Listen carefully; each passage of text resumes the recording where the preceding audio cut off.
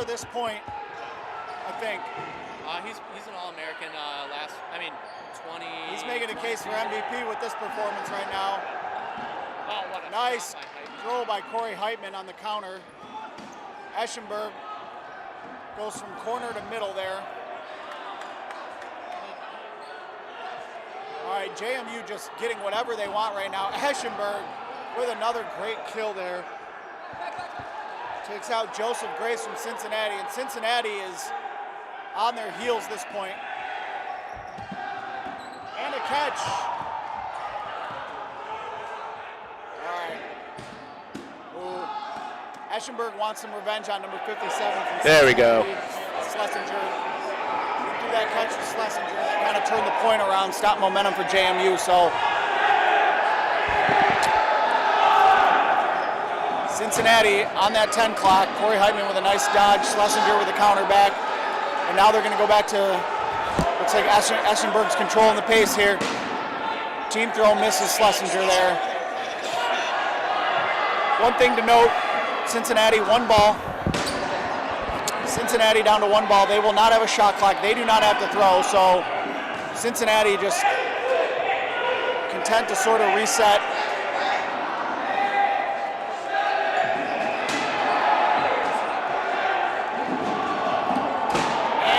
Team throw gets Schlesinger here, blocked my view, but he's out.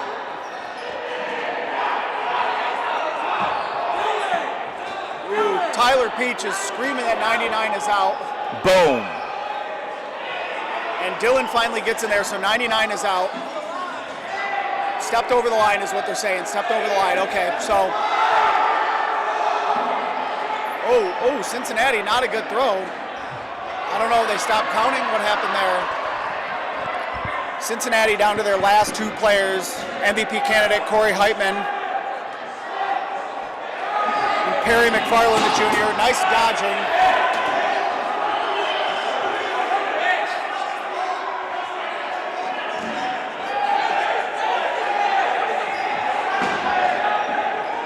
So JMU is screaming profusely that the ball that hit near them was not his ball. And McFarland takes his out there. Yeah, he got clipped on the arm. So Corey Heitman by himself. He's got 5 minutes to kill here. I'm not sure if he can do it. A catch would be huge. Oh no. Corey Heitman with some great athletic dodges. Dodges the throw from Marsh and Funk. Nice sliding dodge there. So about 4:20 left to go, first half. Cincinnati clinging to a 1-0 lead. JMU showing up this point here. Corey Heitman, MVP candidate by himself. Funk is control. All right, so if I'm JMU, I'm looking for these catches here. Heitman's alone, he's tired. Nope, that's not gonna be a throw. They're gonna say not a throw, but JMU is on the 10 clock. Funk with a throw. Avery with a nice firm throw, misses. Heitman doing everything he can to stay alive. He's killed a minute by himself so far. And he gets the catch. Marsh throws a catch right into his stomach. That brings in Skiba. Kevin Skiba, the senior. Timeout. All right, so JMU timeout, 3:29 left first half. Wes is going to rally the troops, give Heitman a much-needed breather here. He's going to try to let him catch his breath and kill this one out. If I'm JMU, they're getting tired. You got numbers. Maybe look for a catch on those high reset throws.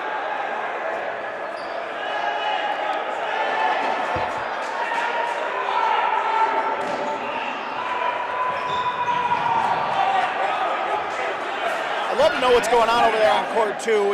It's probably out of your camera view right now, but excuse me, that's court 3 up there. We've got UWP against Saginaw Valley. Saginaw Valley, a perennial powerhouse. Kind of a rebuilding year for them. UWP.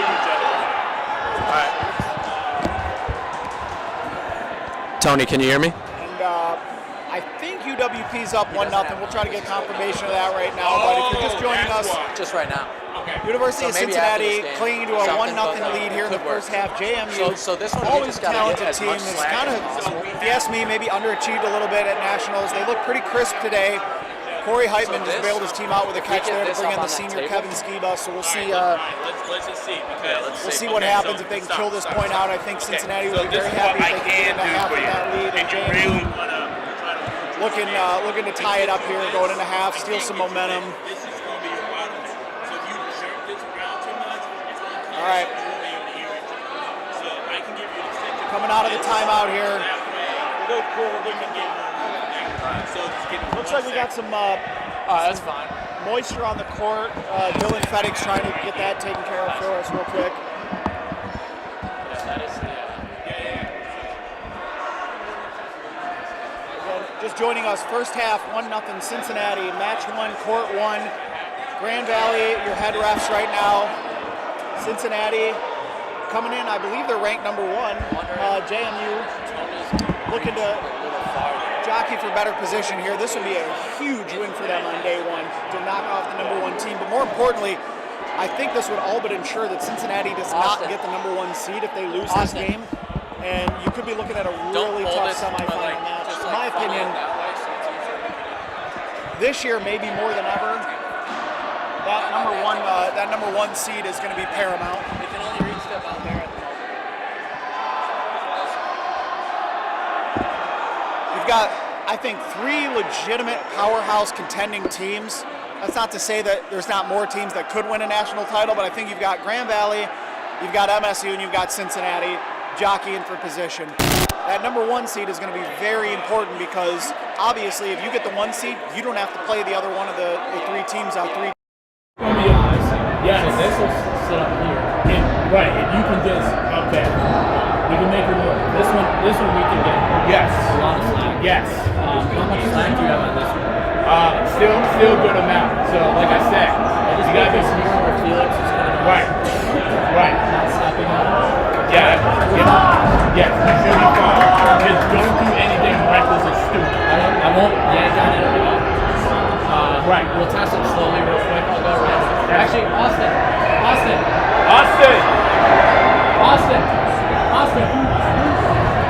Level that, see how far it reaches. Slowly.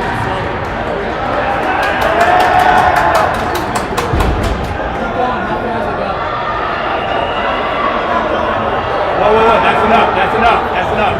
Just leave it there. I think we should be good.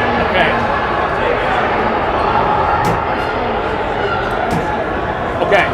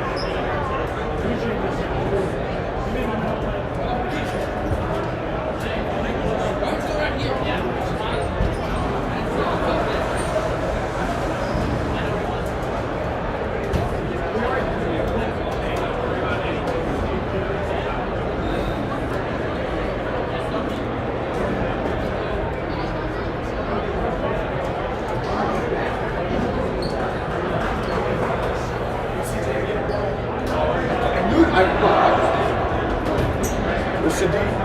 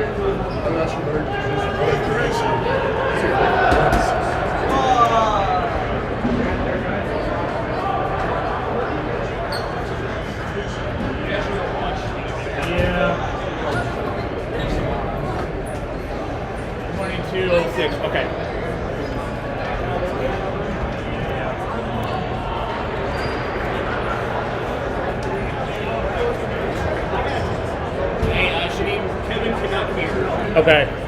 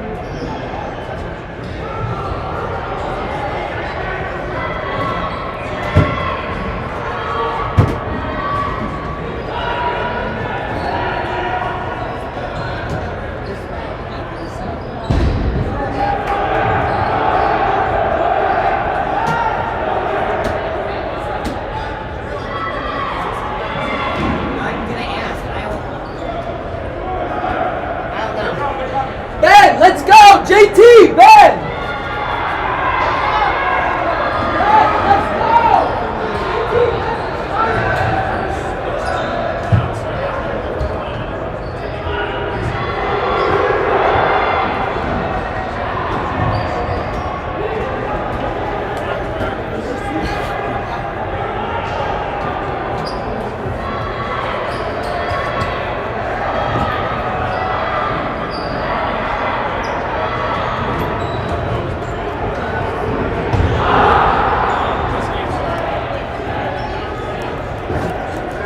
No, you're fine.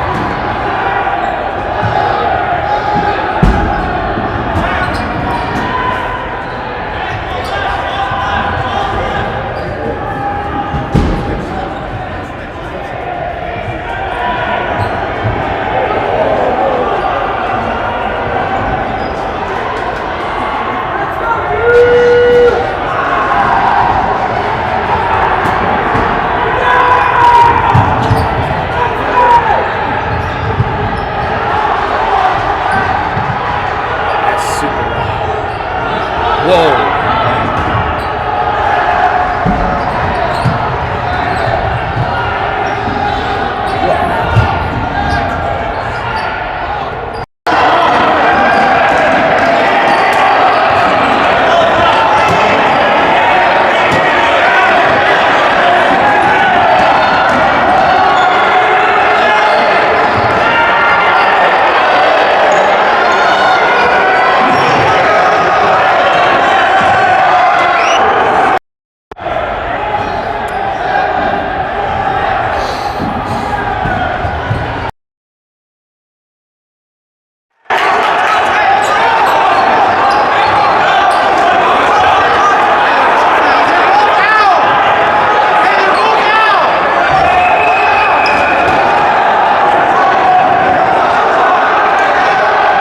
Ball he's popped in the air, not so out. he's It good. popped. Okay. We're going to get a ruling from Fettig and Peach here. So since the ball popped before it connected with the player, he's safe. It's That's a dead it. ball before it contacted him. Thank you for the rules clarification, Kevin. For those of you just joining us, 19-12 to go, second half, knotted at 1 here. The number 1 team in the land, Cincinnati, looking to hold on to that number 1 ranking. JMU, the perennial beast of the East, looking to make a statement here. Yeah. Great way to start off our day, I'll tell you that. As a dodgeball fan, I'm loving it. For those of you watching, we would love it if you would just toss us a like, share the post, get these engagements up. We want people to see what college dodgeball is all about. We've been waiting, 3 calendar years, really. It's Absolutely. been, since we had a Nationals tournament. Uh-oh. Corey Heitman. Uh-oh, no. Oh, no. Oh, Funk Great gets hit on the cross. there. He misses Heitman there. The fact and that- he's holding his head there. He knows That this was- one. Liming. Since he's taken control at this Yep, point. since they seem to be thriving in the chaos there a little bit. Eschenberg with a long throw just misses Rosinski. And now they got all the balls on their No side. shot clock for JMU. If you have 2 balls or less, 2 balls or less, no shot clock for you. Team throw coming in the corner. No, they do a low solo. solo. Still no shot clock for JMU. Only 2 balls. That's going to be a team catch. That's going to be a team catch. That's big for Cincinnati or for JMU. Did he keep his toe in bounds is the question. Tyler Peach saying it's a catch. I think his foot That was dragged the out of senior bounds. Jack Marsh. Did they call him out? No, number 4. He's still Okay. in. He's got a ball right now. So JMU suddenly has 4 balls. Nice reset throw by number 34. That's Michael Cohn there for JMU. That catch right there was a momentum Ooh, shift. nice stop there. So low-key, one of the things that worked to JMU's advantage that's against them right now is the wall ball. They've done a good job stopping balls in the corner there and shagging. So JMU known for being a good wall ball team as well. So they know how to play against it, though. There goes Heitman, long cross throw, nice block there. It's a good look. By number 17. Looks like the Dukes may have 2 number 17s there. Yeah, that one is Chris Galika. Cross throw. Nice cross. Engelman with the block. JMU is begging for an out call, but I could not tell. I couldn't tell. I thought he was safe. The refs are on top of it, called him out. So the ref called him, clipped his foot, hit his ball, and then hit his foot. Now we got. Heitman, big wind up. Oh, missed. You All cannot right, do so that. Heitman got crossed up there too. Then he's too good of a player to let himself get crossed up like that and get countered, and he'll want to have that one back. Yeah, he got the kill, but he's too important to them to be out. So 17 to go, second half. Timeout, Cincinnati. Wes Peters really trying to rally the troops now. He's When you hear me through yours, is mine like grainy kind of? Or is it like clear? Because when I talk, I hear myself grainy. Is yours like that with you?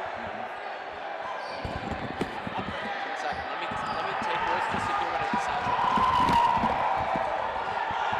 All right, so quick stoppage here. not bad. It's good. Yeah. That All was right, just so we're back. that was a really short timeout, but Cincinnati gonna come up top of your screen, throw into traffic. Eschenberg with a nice dodge. Listen, since he should have done that 2 minutes ago when they had 1 ball on their side, Eschenberg was Yep, wide open. and You got to Eschenberg take him didn't out. have the ball. You're right. And So since then, you've lost Ryan Engelman. Eschenberg with a pre-counter there. That's kind of smart. Throw him off. Nice cross, and they get Eschenberg that time. Eschenberg gets clipped on the ear. He goes down. Yeah. That's but a big kill for Cincinnati. look at the outline for Cincinnati. You have Engelman, you have Heitman, you Skiba. have Weber. Oh. I don't know, maybe that just sounded weird to me. I thought maybe that blocked it into his own foot, but I couldn't trust tell. him to take us out, so not a kill there.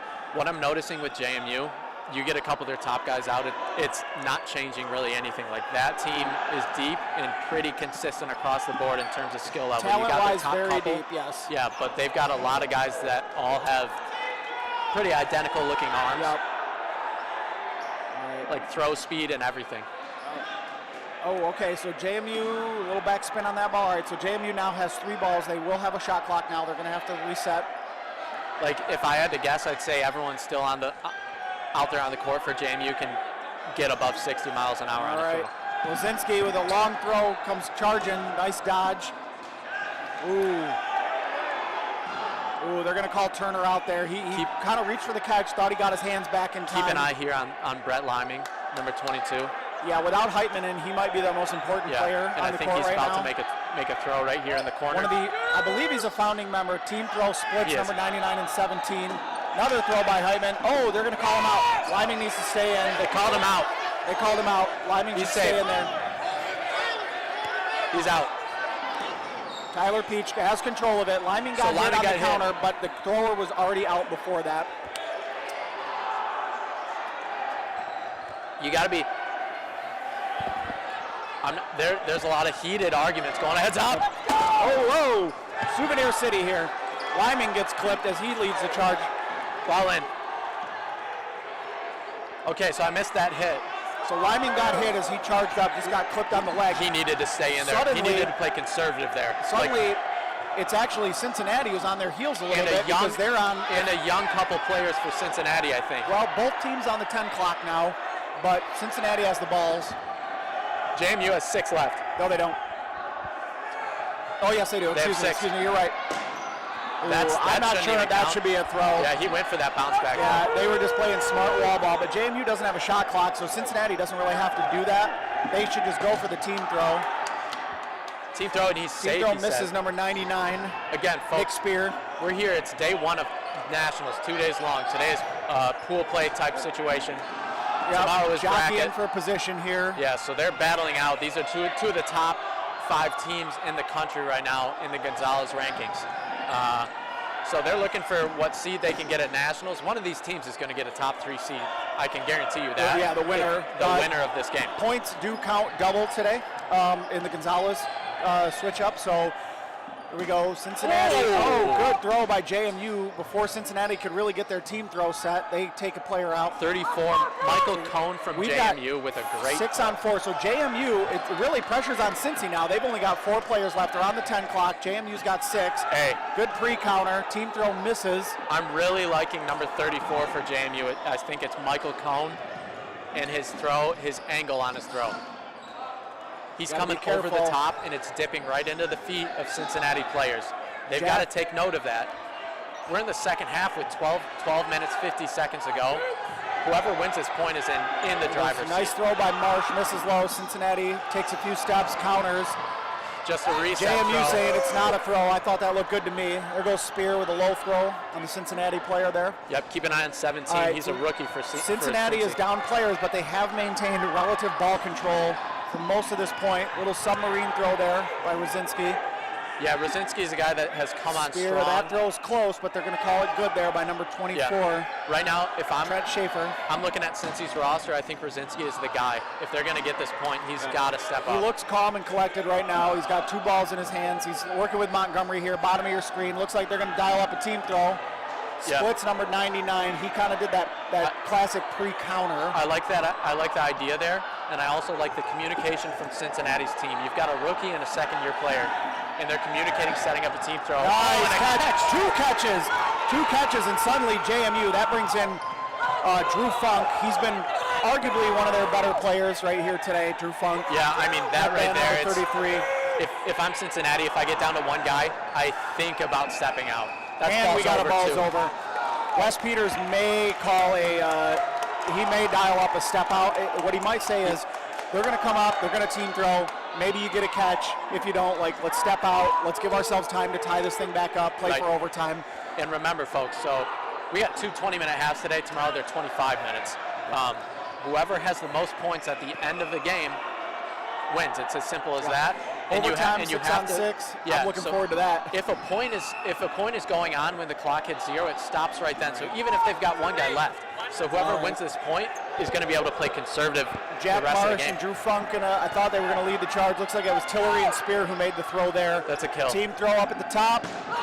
And they take out number 13 for University of Cincinnati. Hey, this might be a bit nitpicky. Joseph Grace, but wow, 11 and a half minutes left. JMU, 2-1 lead over the number 1 team in the land. Wow, this might be a bit nitpicky by me. JMU could have took their time there and made it so that they could play more conservative with, but now you've got 11 and a half. I take back what I said. 11 and a half minutes, that's a point's going to happen. Especially with how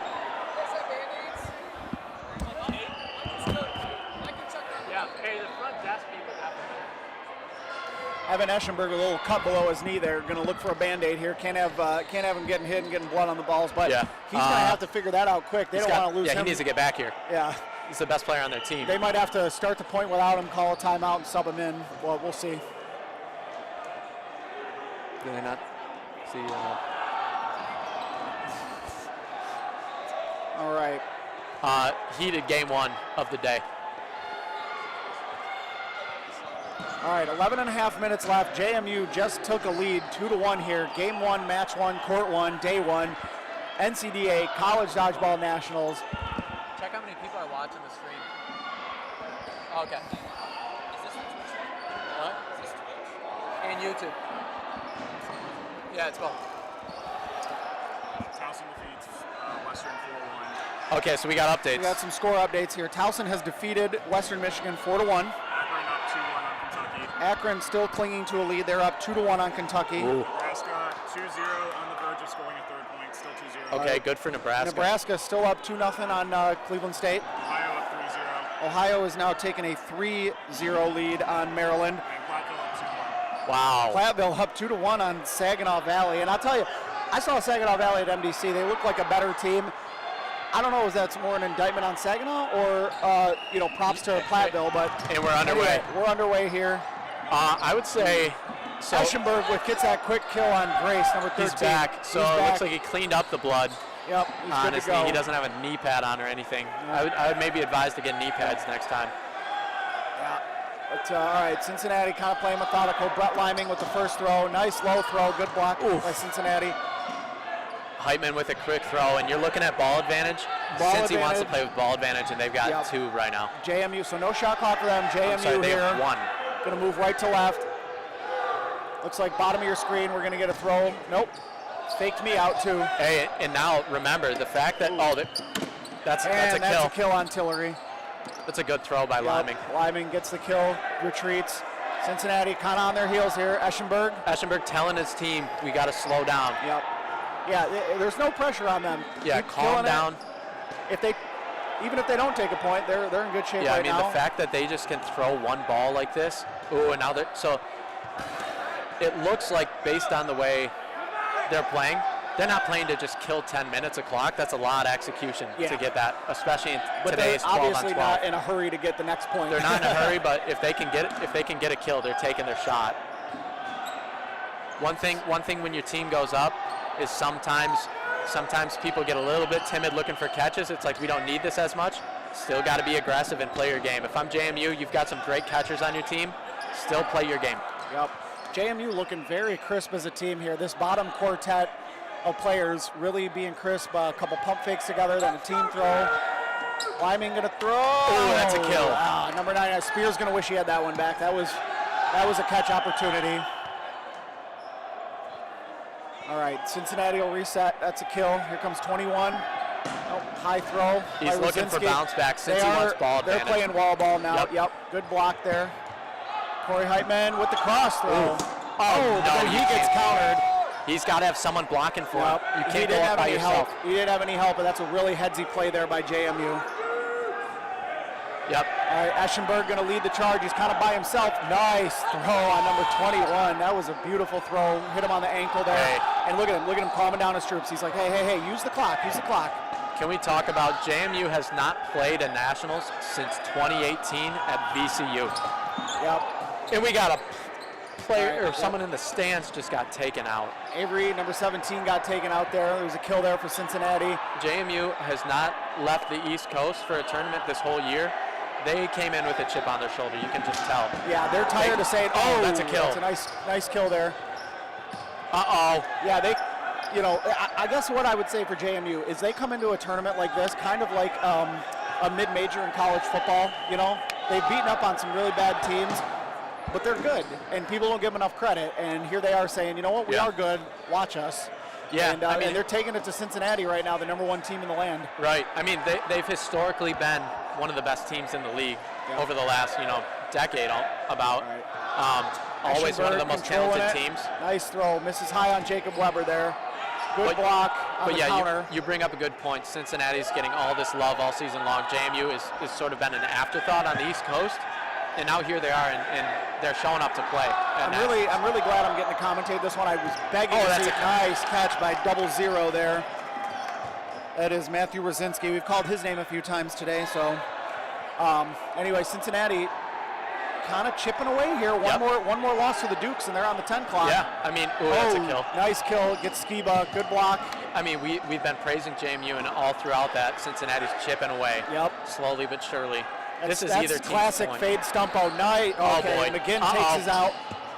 Missed throw there on the counter by Rosinski. So Eschenberg got another kill there. He has really jumped off the page for me. If he doesn't get an All-American nod strictly for this game, that's a travesty in my opinion. Yeah. But again, JMU out here trying to do something. Kill. Nice. Another one by Eschenberg. Yep. And then Eschenberg gets taken out on the counter. Never mind. Right Excuse there. me.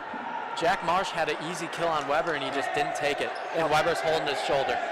Yeah, Weber's been playing hurt all season. Got to give him some credit for hanging in there. You do wonder at what point enough's enough. Maybe sit him a little bit, but at some point you got to think tomorrow's bracket play. They're not pulling any punches this game. They know what this game needs for seeding. If Wes is smart enough to sit a guy if he needs to, but this is one of the biggest games on day one. I would argue the biggest.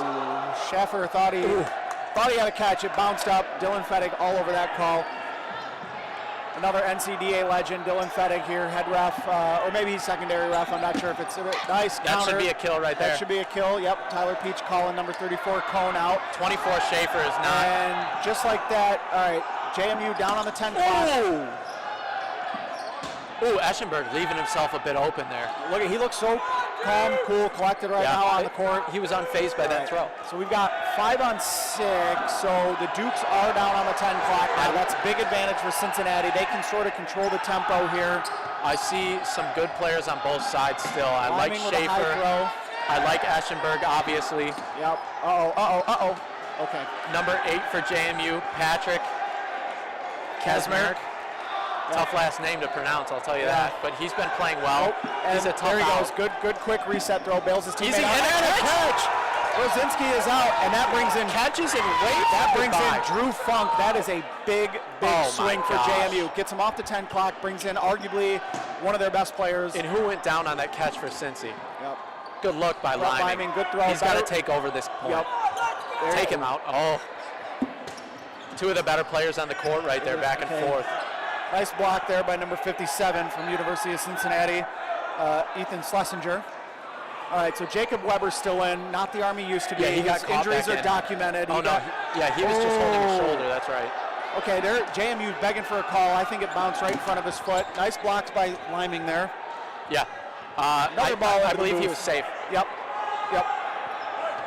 Here comes a cross. Oh, Drew Funk just misses the catch. That's a big out. Oh, Eschenberg with another catch. And that's going to bring in number 17, Avery. So far, best player at Nationals. Excuse me, Tillery, Zach Tillery, not Avery. So far, best player at Nationals. Evan Eschenberg. It has to be. Biggest game of the day so far. Nice long throw by and Cincinnati. A ball's over. Oh, okay, ball's over. All right, so we got 4:26 left. JMU clinging to a 2-point lead. They can sort of go conservative here. The pressure's all on Cincinnati now, and JMU's got man advantage, ball advantage, clock's in their favor. Yep. This is a huge game for them. We got a score update. Akron with a victory, 3-1 over Kentucky. 3-1 over Kentucky. That is final. Towson over Western Michigan. So we got Some big names stepping up. Nice dodge. JMU's going to get the point, it looks like. They're calling him out. Lineman is out. Safe. Oh, okay, never mind. Safe. Safe, good call. All right. Still no shot clock for Cincinnati. They have fewer than 2 balls on their side. JMU going to set it up. Eschenberg saying, hey, just take your time. I got this. Hey, that's a perfect throw. Yeah, like if anyone's throwing here, it's got to be him on a solo throw, right? Yep.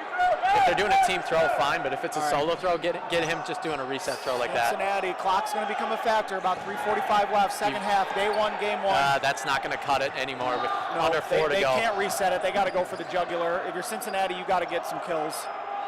JMU's not going to throw anything catchable, at least not on purpose. The thing is, Cincinnati's arms. Oh, good try. Beautiful throw by Eschenberg again. Yep. Wow. Cincinnati's arms are all in the outline besides Liming. Yep.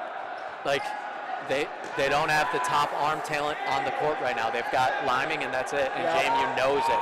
Now, I will say number 57 over there for University of Cincinnati, Schlesinger, had a big clutch catch on Eschenberg in that first point that they took. They're going to need a little bit more of that today. Are they going to stay away from him, or are they going to team throw at him? They're giving him a chance for a catch. Oh, and he gets killed. Beautiful team throw. Yep. Just the placement was perfect. Cross throw. JMU's execution has been fantastic all game long. Yep. Even that. Eschenberg, I don't know why he dialed up that second throw there. Tillery is just begging, let me throw. JMU's about to get the win over the number 1 team right now. Yeah. I'm not sure. Team throw takes out number 34. I'm not sure when the last time JMU got a win over a number 1 team in the country. McFarland gets taken out, and now you have the captain, Brett Lyman. If you're last man standing. Yeah, you can't step out. That's a 2-point deficit, 2.5 minutes left. He's got to make a catch. He has to make a catch. Nebraska 2-0 win. Nebraska with a victory 2-0. That's a low scoring game. That is, yep. Ohio up 3-0. Ohio up 3-0. They're going to call that a throw. That's close. I think it's got to be closer. Eschenberg just kind of walking up saying, come at me. Yeah, I mean. He knows the pressure's on Liming right now. He's out. Tillery just went over the line. Stepped over the line. That's a good call. That's a good call. And that is, nope, he's good. He's safe. Eschenberg's got to not be give him a catchable throw. They take him out. 3-1. JMU under 2 minutes to go. Are they just going to roll it? Is that it? That's game. You think? That's got to be game. It's game. You got a 2-point lead with a minute. Wes is leading the handshake line. He's saying, let's go. We're done. So, Tony, first game of Nationals. Wow.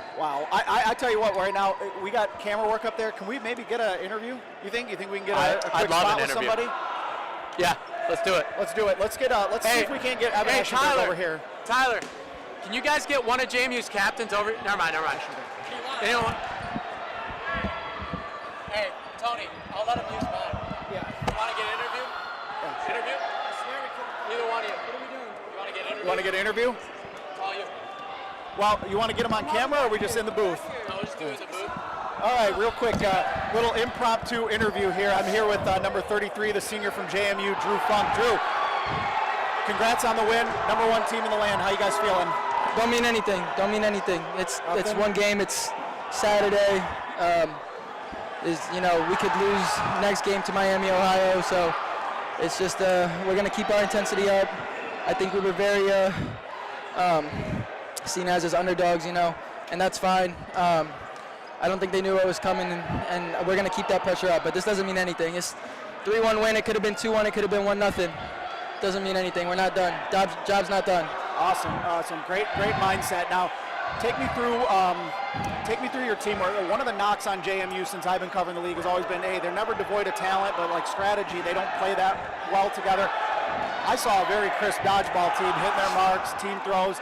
Kind of talk me through that as you guys were practicing leading up to this tournament. Yeah, I think after fall semester, we really got. Can I curse or no? Probably not. Probably not. FCC I got crapped on. We got crapped on, and we learned from our mistakes, and we saw. We tried different lineups on the back 12, and I think we really figured that out. Me and Esh on one side, and Conan Ben on another side. That's our go-to right there. And I think after figuring that out, and a couple months of practice, just team chemistry-wise, working together, team bonding, I think that's what really helped us win. Yeah, I think the whole league's excited to kind of have a powerhouse JMU back in. Hadn't played in a nationals tournament since 2018, and you just come out with arguably the biggest win of the season. Maybe not in program history, but pretty close. So congrats on that win. A few more to go. Looking forward. You guys were a national semifinal top 4 pick for me, so I'm feeling pretty good about that. I appreciate you making me look smart. Yeah, I appreciate the top 4, but Job's not finished. You can do better next time than top 4. I got you. All right, I'll let you get back to your team. Thanks for the interview. Thank you. Nice job. Congratulations on the win. So there you have it. Drew Funk saying job's not done. They're taking it one game at a time, and that's the kind of attitude you want from your team leader here. Evan Eschenberg wants to come in. He wants an interview here. We're going to interview him. So. Job's not finished. Job's not finished. Job finished? Job's not finished. Job finished? All right. Hey guys, job finished? Job not finished? Job's not finished. All right, so that seems to be the mantra for JMU. So Evan Eschenberg, no stranger to college dodgeball, senior. You really jumped off the page to me. Kind of take me through what was going on out there with you guys controlling the tempo. So yeah, in the first half, especially with, as you can see, like the balls. So we have the tarp on this left side here, and then you've got to take advantage of this wall. So our biggest thing was to kind of make sure we knew who was throwing. We went up there, we had blockers, and then when possible, take advantage of these huge pillars right here, and just kind of get ball control, and then just kind of pick them apart from there. We know they have catchers, so we're not really trying to make sure we're going to put it in their gut. So yeah, our thing was just to follow what we've been working on in practice and just kind of show everybody that this semester is not last semester. That's a good attitude to have, kind of coming in with a chip on your shoulder. I think one of the knocks against JMU has maybe always been, they're never devoid of talent, we know that, but strategy-wise, they don't always play together as a team. That's as crisp of a team game as I've ever seen out of this program. How did you guys kind of change that, figure that out in the second half here? Oh yeah, in the second half, I think we just kind of sat everybody down at halftime. We're like, all right, guys, we know the game plan. We came in here, what we wanted to do. And so just make throws, slow the game down, honestly. I think that was the biggest thing. We slow the game down, we kind of know it. Then during the chaos, I think a lot of the times we kind of lose what's happening. We see a lot of guys go down, and that we saw a lot in the first point, I think, that they had. We saw a lot of guys just kind of getting out because the ball's just flying off. So when you slow the game down, you know who's throwing on their side. We can catch. We can make the counter throws. So that was kind of our game plan going into it, and so everyone's kind of bought into a team mentality, funnel the balls to the outside, let our throwers make the throws, let our catchers catch, and yeah. Oh, good. So like Drew Funk said, job's not finished. You guys were one of my top 4 picks. If you guys saw the graphics, so you guys making me look smart, I definitely appreciate that. Were you one of 2 people? Who was the other person? I'd have to go back and look at who picked it. I definitely had you guys in the national semifinal. Did Colby pick us? Might have been Colby. He was high, although I think he was high on the Ohio teams. I think he had Cincinnati and Ohio State in the finals, maybe. So I mean, those are good teams. So yeah. Let's see if we can visit the page and see what the.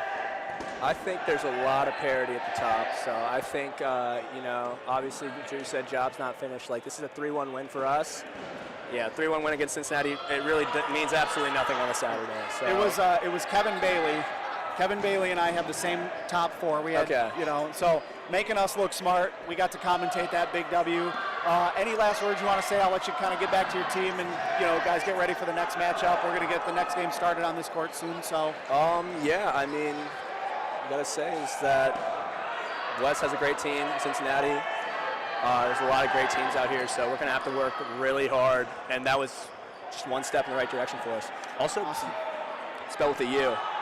B-U-R-G. All right. Drew likes to spell my name wrong, so we really appreciate it. Yeah, hey, thanks for joining me. Yeah. Good luck rest of the day. Thank you. Looking forward to it.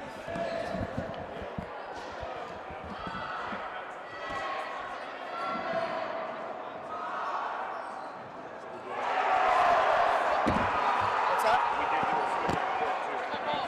Yeah, I think so. Who's commentating this? Me? Am I off? I'm off this. I think it's you and Colby, right? Maybe it's not this round. You might be off.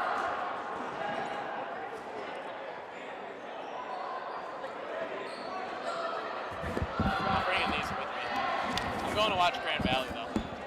I got Colby and Shahid doing it. Shahid here, and Cameron is doing camera.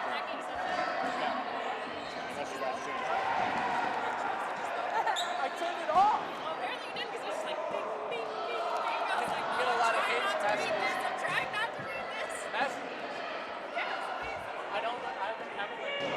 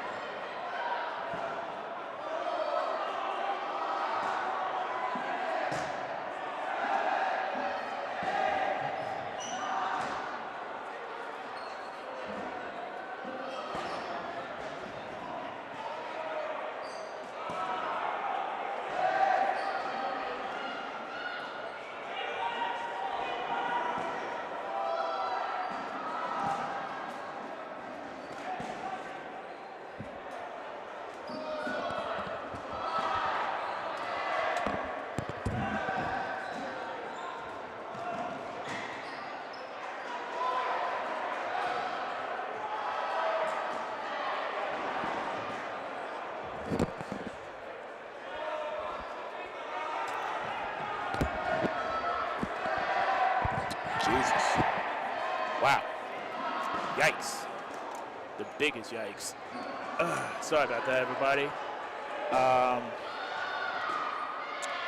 We've been, woo! A little spicy for you, boy. Oh, did I take the wrong one? Hold up. Should have took that one. Hold up. There we go.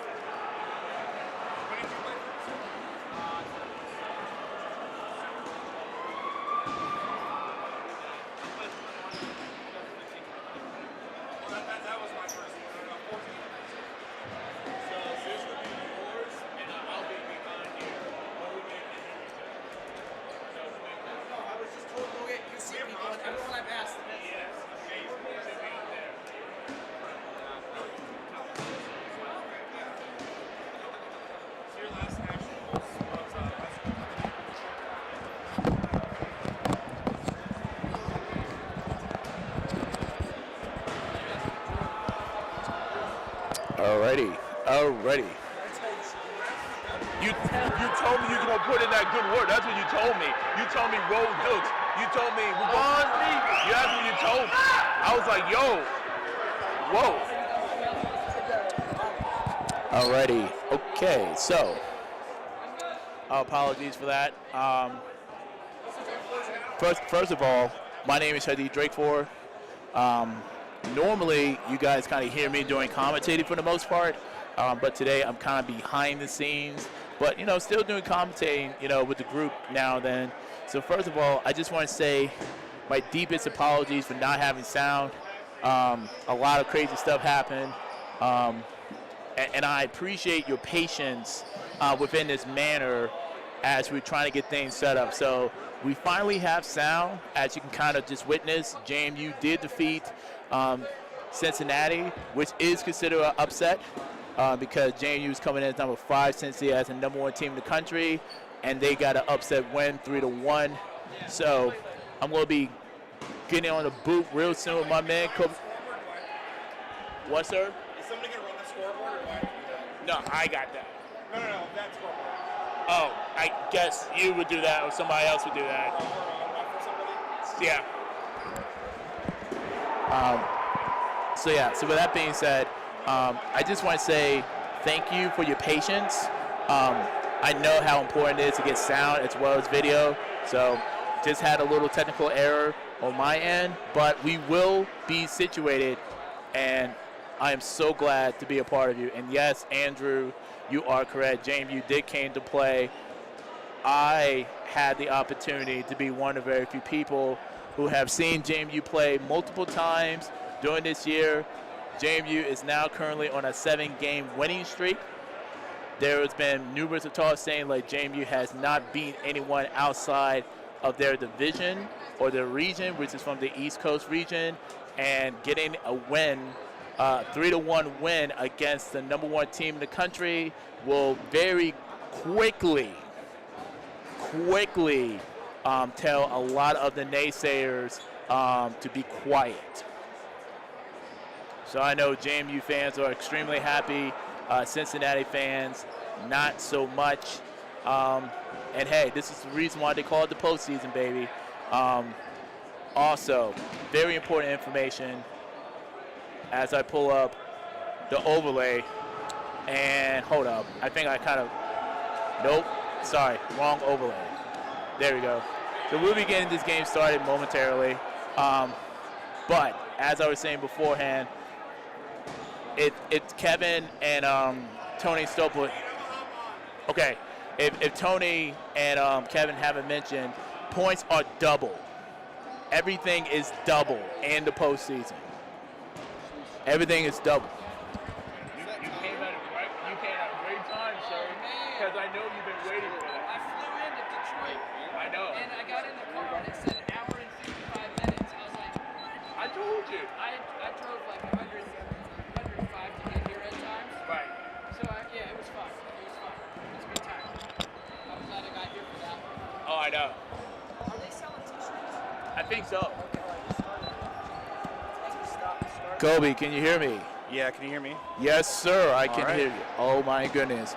Ladies and gentlemen, we are now in the presence of greatness, the most handsome man of all the NCAA, Kobe Bryceland, head coach of Akron, University of Akron. How are you doing today, sir? I'm doing great, Shadid. Allegedly the most handsome man in the league. I think it's been overtaken by now, but I don't know, man. Listen, when you got it, man, you got it.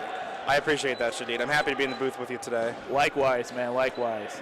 So, man, did you get a chance to see that JMU Cincinnati upset, though? I got to see the end of it. JMU looked incredibly coordinated and just overall just crisp today. We weren't sure what JMU was going to show up today, and obviously they came to win a championship. Yeah, they did. Yeah, they did. Do we have like some scores from some of the other matches by any chance? Yes. Towson 4-1 over Western. Akron 3-1 over Kentucky. UNL 2-0 over CSU. Ohio 3-0 over UMD. And UWP 2-1 SVSU. All right, so let's go ahead and get that in the chat real quick. You guys heard it on live, but now we're going to put it in the chat just to make sure. So we got Towson defeated, who was it? Weston. Okay, defeated Weston. So yes. All right, 4-1. Okay, and then we got Akron defeated Kentucky 3-1. Okay, defeated Kentucky 3-1. Okay. University of Nebraska Lincoln defeated Cleveland State 2-0. All right, Cleveland State 2-0. Okay. Ohio 3-0 over Maryland. Ohio defeated Maryland 3-0. Okay. And University of Wisconsin Platteville beat Saginaw in overtime. Oh, okay. And what was the score with that? That was 2-1. Okay. Got it.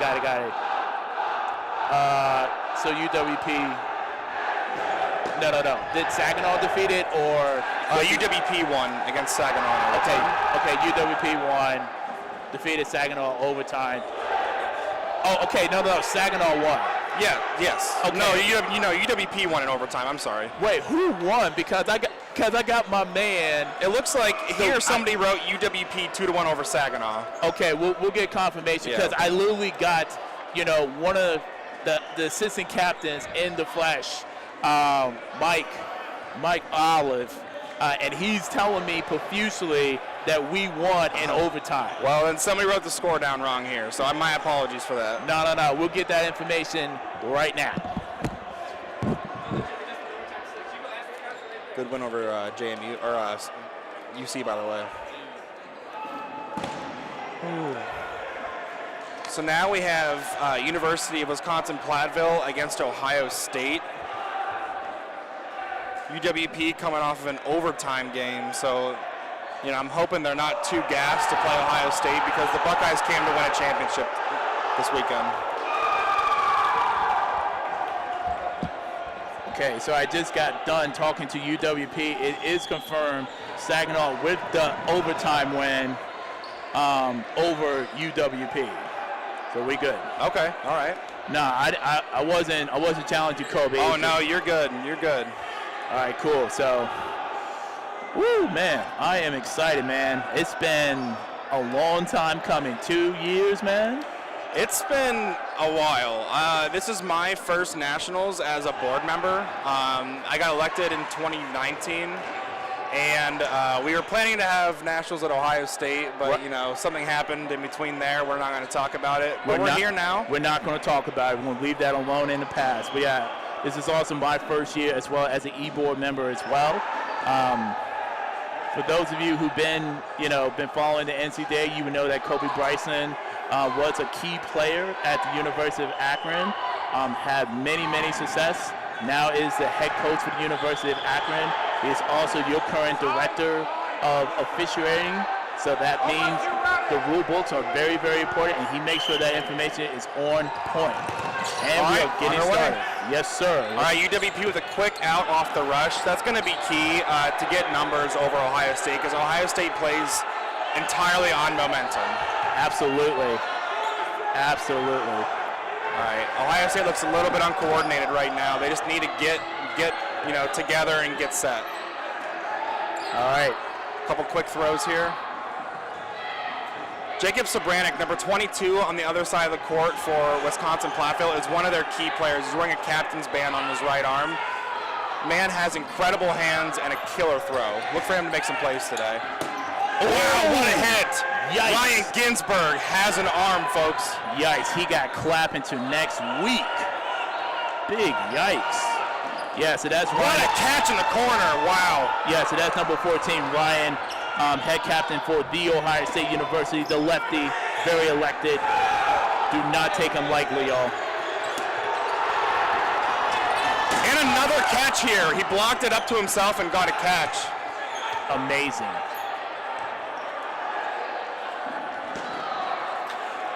I said Ohio State runs completely on momentum and is entirely on their side right now.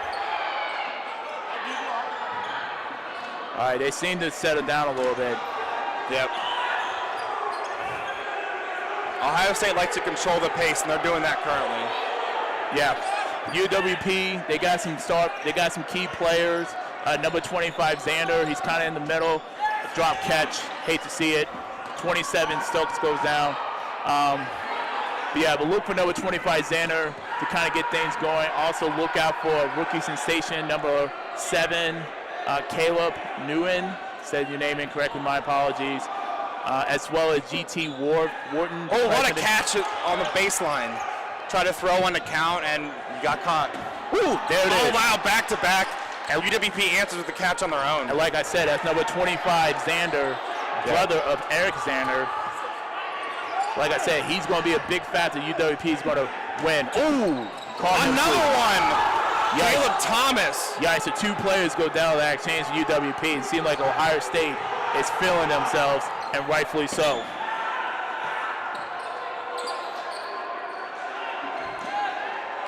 On our side of the court, we have Ethan Lempool, I think is how you pronounce his last name, rookie for Ohio State. Great player, one of their better arms. Fun player to watch. Captain Ben Dardia backing them up on his side.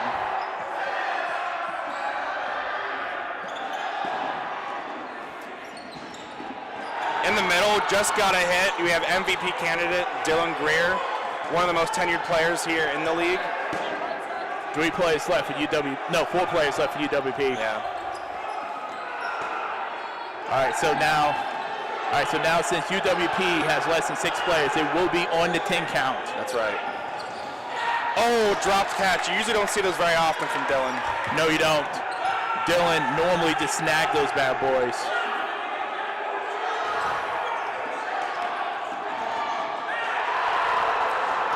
Look for Ohio State to kind of slow the pace down here. They've got a couple key guys on the outline. They just need to slow things down, pick them off.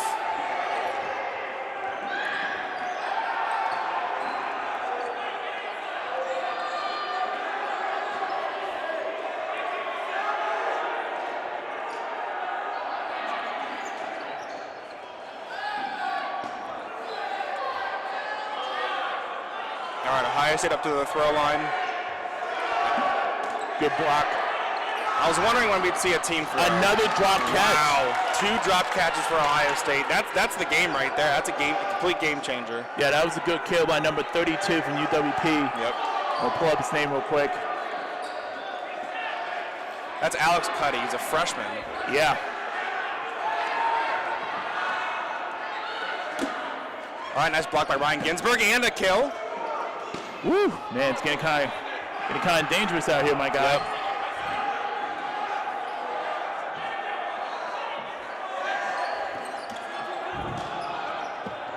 All right. So 3 players left for UWP. Yep. I think we're going to see a team throw here from Ohio State. Yep. Missed. All right, good reset. Jacob Sobranek over there for UWP. Despite his size, he's incredibly mobile, and he gets down super quickly and gets right back up. Oh, Ryan with the kill. Right on his leg. Ryan with the kill, taking out number 22 of UWP. Easily the best player on the court right now, and now And Jacob goes down that chains. Now it's up to JT Wharton, as well as number 1.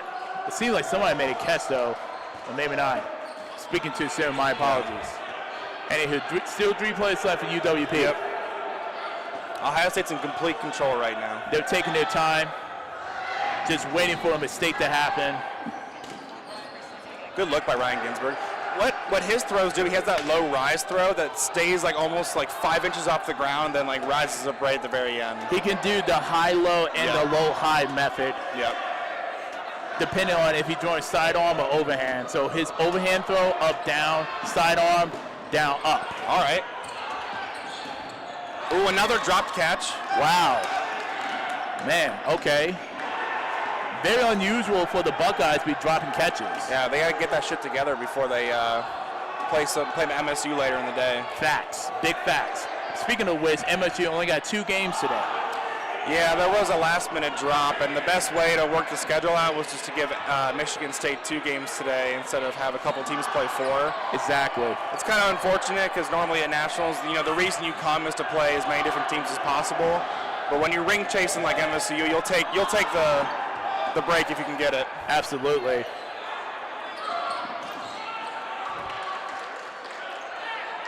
Speaking of ring chasing, Ohio State at the beginning of the season was kind of like lackluster, but they've really caught their stride. Their bottom players have really lifted up. Another hit from Ohio State. Number 47. All right, so 47 goes down? No, Daniel Jordan was a senior from Ohio State, got the hit. Gotcha. 32, the rookie from UWP was the one who got hit. Gotcha, so Alex went down. Yep. Yeah, so Alex goes down that exchange. What you're seeing now is Ohio State backing off and forcing UWP to come up and make a stupid throw just like that. Unfortunately, Wharton goes down and 1 play left to beat. All right, good block. All right, let's see what Noah can do. Okay. The senior, and he's out. All right. He is out. That was a good honesty call. Yes, it was. And first point go to the Ohio State University.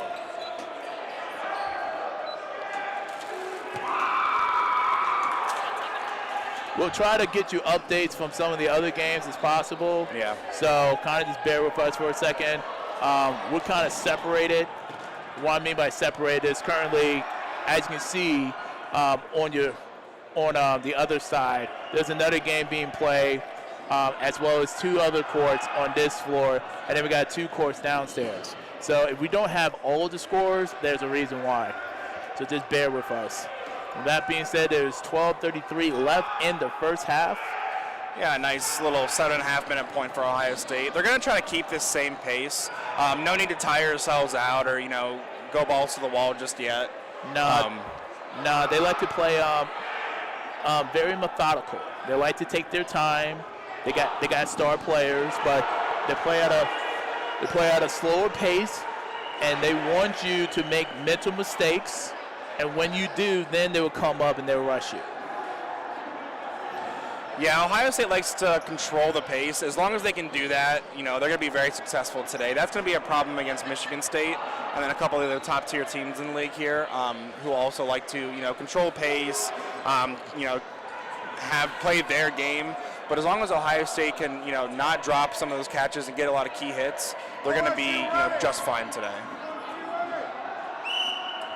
All right, seems like we're off.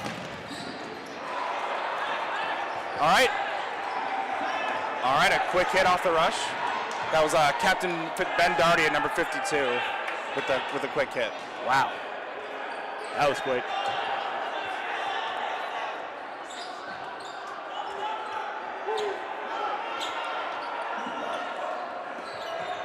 All right, Thomas Zander in the middle there. Okay, nice throw from number 7 on the left side.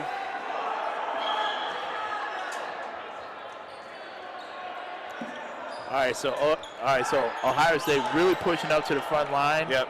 Just kind of doing this nice little transition game.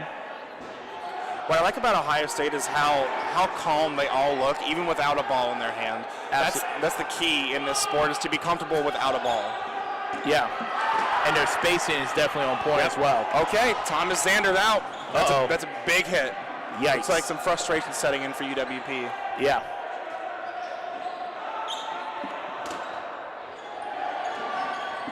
It is Caleb Thomas with another amazing catch, a diving catch. Wow.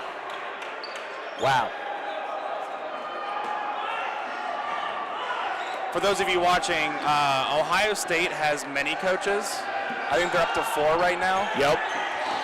You have Felix Marone, Kathleen Mays, Ben Johnson, and the legend himself, Jeff Starr. All hands on deck. The only 6-time All-Star, Jeff Starr. The only time. Only 6 times. But yeah, all hands on deck for Ohio State. They need every opportunity they can get. Yep.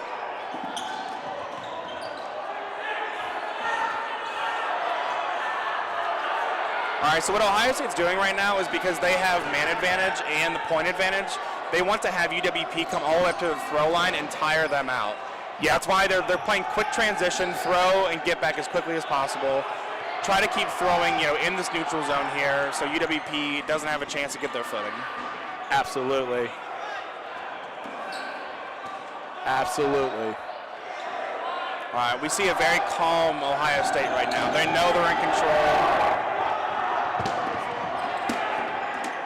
All right, nice block by Ethan Runkle.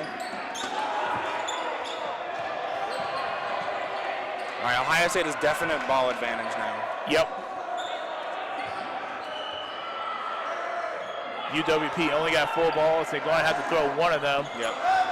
Both teams now on a 15-second shot clock. Ooh, good block. But like I said, if UWP goes down to 5 players or under, it will be on the 10 count. So they got to be careful. They need some catches. And so they pretty much got to force Ohio State to make a bad decision, and they don't have to do that. They can kind of just play their game. It's the advantage of ball control and having more points, this early on. Is that, mistakes from OSU side won't hurt them as bad. Wow, great catch, a sitting catch. Much needed. Oh, he called it an out. Oh, wow. Oh, no, he called it just hit the ground first, okay. Fair. So what happened was the player thought he was out, and then the official allowed him to come back in because of good sportsmanship. That's a new rule we had a couple years ago. Easy catch. Sam Palumbo. Easy catch. Veteran for Ohio State, easy catch. Easy money, man. Number 1 for UWP goes down to that exchange. You can't be doing that, Noah. You're a senior. You know better. You can't be doing that. Sam Palumbo, one of the sneakiest players in this league because he's been here so long, but he's got a powerful throw and just he baits people into thinking he's not paying attention and then just turns around and snags the catch. Oh, yeah. If you think he's not paying attention, that's exactly when you shouldn't throw at him.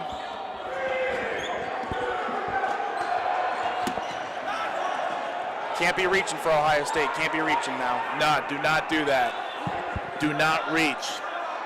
You will learn very, very quickly how bad a decision that is.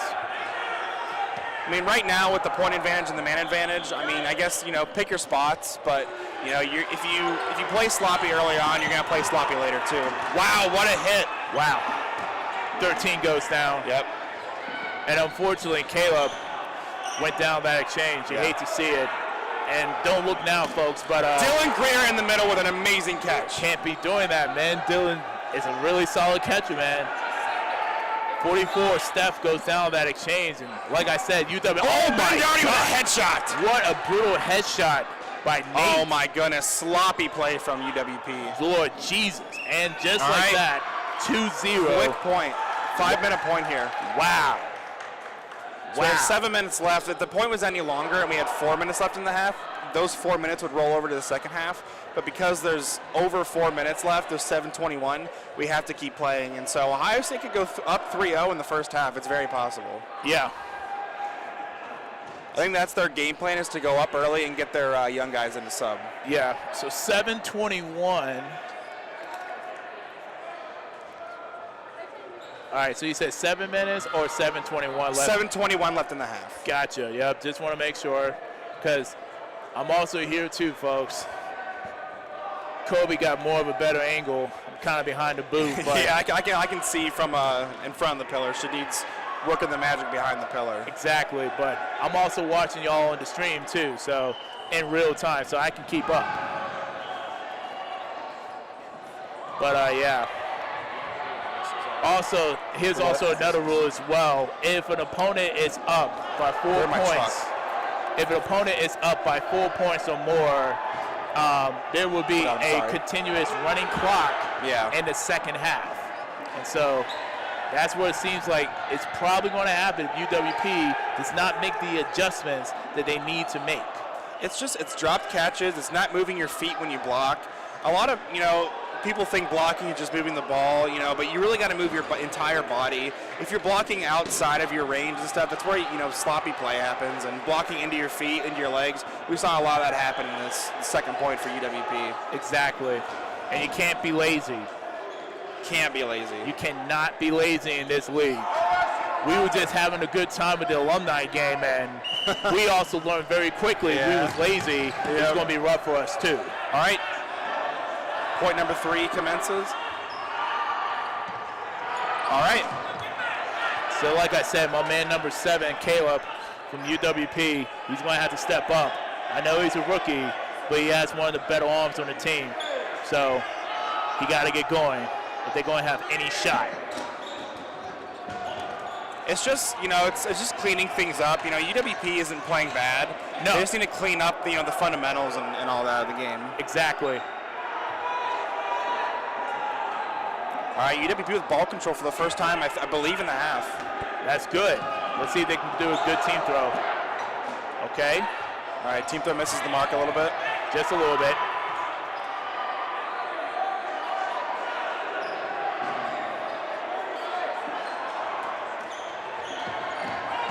All right, nice cross for Ryan Ginsberg. Gets number 60 out for UWP. Miss Palumbo, Sam says hi. Sam, you're reckless, man. Kobe's doing the job, man. Leave him alone. Sam's also doing work on the court, though. Oh, yeah, he is. Taking some time out to shout out his mom, though. You got to respect it. You always got to give love to your mothers, man. Right. Seriously. Without our mothers, we wouldn't be here. Absolutely. It's facts. These are the facts. Yep.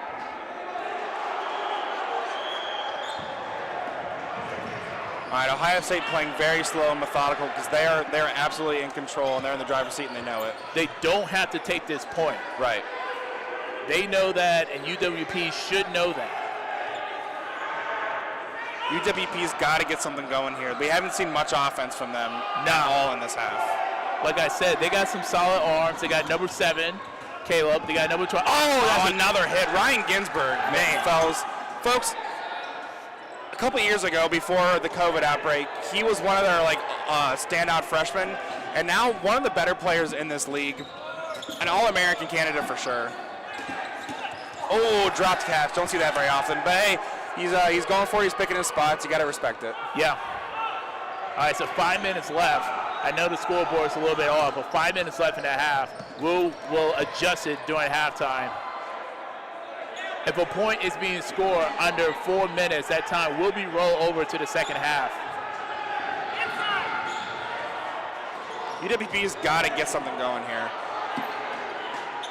Because Ohio State doesn't have to be as aggressive. They don't, but they got to pick their spots.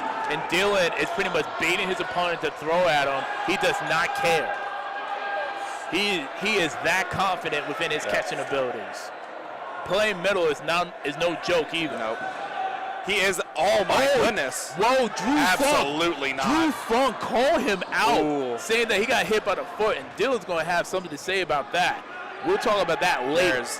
I didn't see it, but you got to trust the official that they know what they're doing. That could be a break. Oh man, Okay. number 0. This could be the break that UWP needed. Yeah, number 0 from Ohio State goes down. Pretty sure that's Will. I'm about to say, we've seen crazier things happen today. Nothing's impossible. We saw JMU upset Cincy. A lot of Big people. upset. All right. Oh, there it is. Oh man. Oh man, Gotta now have those catches back. Now we're getting some action. Ohio State on one more player removed from a 10 count, I believe. Now we're getting some action, guys. This is what UWP needed. Oh man, you can't be throwing softballs. Wow, you can't do no soft changeups out here. No soft changeups. There's a reason Ohio State is ranked as high as they are. Yeah, and catching is one of the bigger reasons why. Yep. They have some sneaky throwers, but it's their catching that's kept them in all these games. Absolutely. All right. Number 7, Okay, Caleb. big hit. Sam Palumbo goes to the outline. Yep. All right, and we just stopped the time. Oh.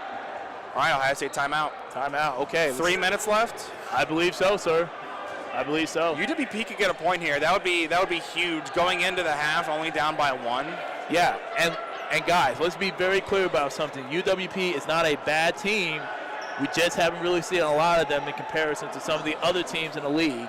Yeah, so location-wise, UWP only has Nebraska near them, and so they have to travel very, very far to go in other tournaments, and so they usually play inter-region matches, but they did come to Akron, and they came to Cleveland both last semester. Actually, no, Cleveland State was late first semester. Akron was February of just a few months ago. Right. But they travel when they can, but, being in Wisconsin, being one of the farthest teams away, it's hard to do that. It is hard to do, but they've been getting better slowly but surely, and they told me, yo, Shadi, just let us get a full roster and we'll be ready. I'm like, okay. Yeah. I saw them a few weeks ago in Cincy, and they kind of surprised Cincy a little bit too. So, like I said, anything is possible. This is the postseason for a reason. That's right. And then also on day 1 of Nationals, points are doubled for exchanges in games. So you can see some huge rating shifts. We're probably going to see a huge rating shift due to JMU's win over UC. But don't be surprised if things get really shaken up on day 2. Yeah. Absolutely.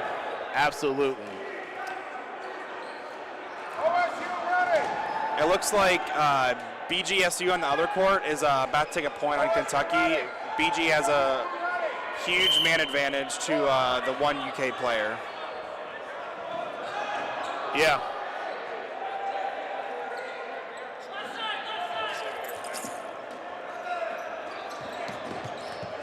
All right. Wow. Let's make something happen. Okay, this is it, guys. I think a few more players in Ohio State would be on the 10 count, but they're not already. They have 6 right now. If they lose one more player, Correct. they're down to 10. They got to watch out. At 47, they might go after him. 2.5 minutes left. I don't want to say UWP has, not that much time, but 2 minutes goes very, very quickly, especially if you're on a 15 count. If you're only throwing every 15 seconds, that dwindles the clock down tremendously. Absolutely. UWP has to play with some pace here. They do. They need an out. They need an out or a catch. Ohio State can kind of hold tight, but UWP's got to get up on their throw line. If they're going to have any chance to get back in this game, this is their moment. We're under 2 minutes now. Yep. They got to take a risk. And they have to go after somebody who doesn't have a ball. I would go out after 24 or 5, but you got to watch out for the corners. Yep. And Sam, if you caught sleeping, he will get you. So you got to pick your spot. 135, here it comes. Is that a catch? No, it's not. Nothing. Seems like Ohio State's going to be able to hold this point on. That's going to be big. Yeah, it's hard to imagine you to be taking this point with a minute and a half left, but stranger things have happened. We've seen 2-minute points before. We have.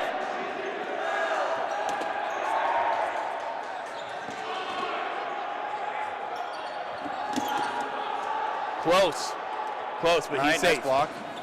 Yeah. Ben Johnson is not in play, so that hit does not count. Yeah, I did. Got a minute left, folks. Looks like Ohio State's going to weather the storm here. Pretty much.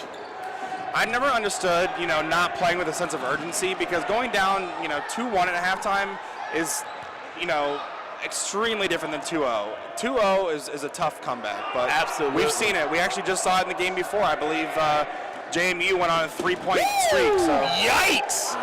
And Xander pretty much told number 5 to go to sleep and take a lap. Number 5, Andrew Fliss, freshman for Ohio State. Man, he's going to learn today. All right, 2 quick hits for UWP. There's a push. The push, it looks like it's going to come a little too late, but they waited too long, y'all. Sam doesn't mind. No, he knows what he's about, and he knows how much time they have. And he'll tell. Oh, what a catch! Oh my God, Sam! You are a savage. You are squared up, as JT Wharton is beside himself. He unleashed, gave it his best fastball possible, and Sam pretty much told my man straight up, try again tomorrow. It's not enough to get the job done. My goodness. Wow. Big wow. And that will be clipped and edited for social media as soon as possible. Speaking of which, we're now at the halftime. And speaking of interesting scores, Kobe, we actually got Ohio and Grand Valley tied 1-1. No kidding. Nah, yeah, I'm not BSing you, man. It's who would have thought? OU in the first semester is a completely different team from what we're seeing now. You know, it's funny that you say that, man, because they didn't have no jerseys, man. Like, they went 0-3 at their home tournament. Oh, their home tournament without jerseys. Without jerseys, and we was like, yo, like, are they good? Like, because back in 2019, they rose as high as second in the country. And we was thinking, man, all is lost. But some key players, Alex.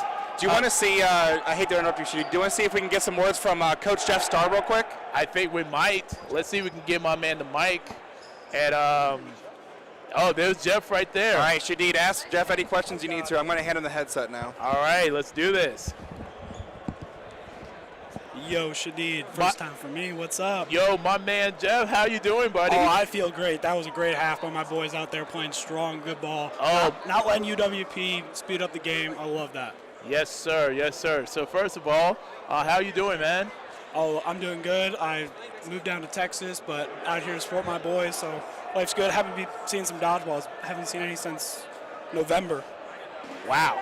It's been a long time. Yes, yeah. So we pretty much is talking right now with JT Wharton, president of UWP. We want to say thank you to our cameraman from Michigan State, Cameron, for capturing that footage. So what was like your initial response when you saw Sam just completely and just close range just ate that ball up? Oh my God, I saw him go up there and I was screaming. You could see me screaming. I'm telling him, stop, get back, get back, get back. And then I'm like, well, it's Sam. He's gonna do whatever he wants, and that's a play that Sam makes. I'm not surprised, but I was losing my mind at the same time. Listen, Sam is a grown bleeping man, okay? He does things a little bit differently, man. Yeah. Who are some of your key players that you've been impressed thus far since you moved down to Houston, man? Oh my God, the recruiting class we have this year is insane. We got Ethan Lecamo, I can't pronounce his last name yet, but he is just an all-star. For a freshman, he's taking on the game so well. Same thing for Derek Kemper, who's so strong, he broke his arm. More, like Will O'Malley, he's just such a solid player, so smart on the court, it's tricky. Evan Miller in that last point was sniping guys across the court. I'm definitely forgetting a few names right now, but it's such a strong class, I can't even remember them all. Hey man, listen, you guys have a good recruiting class. I see you are one of 4 head coaches, man. Tell me what that's about, man. We run deep. This is a family here at Ohio State. We have bred this culture, and that's why we stay so strong. We make sure everybody, feels welcome and has a place on the team. But at the same time, we hold our players to, high standards on the court. We've tried to build that family mentality, and that's how we keep, players around even after they graduate. 3 years out now, and, I'm probably going to be here a very long time coaching them. Wow. That's commitment right there, ladies and gentlemen. That's Starr. That's Jeff Starr, one of the best players ever to come out from the Ohio State University, and the only 6-time All-Star. Thank you for the in NCDA history, the only one. And if anybody else comes for it, I might have to go to grad school. Oh man. He might come back, y'all. We don't know. All right, Sheed, I'm going to leave you on that note. I'm going to give you back to Colby. Not a problem, man. Thank you, nice man. talking to you. Yes, sir. All right, Colby's back in the booth. Thanks, Jeff, for the quick halftime interview. Man, that was great. That was great. Jeff Starr is always a good time. Oh, yeah, you're always going to have a good time with my man, Jeff. He's going to give you that energy, man. I love it. All right, looks like we got some halftime updates. Like we said, Ohio is tied 1-1 with Grand Valley State. OSU is obviously up 2-0 on UWP. Penn State is up 2-0 on UMD. Bowling Green is up 4-0 on Kentucky, and UNL is up 2-1 on Miami. Let's go low speed. Okay.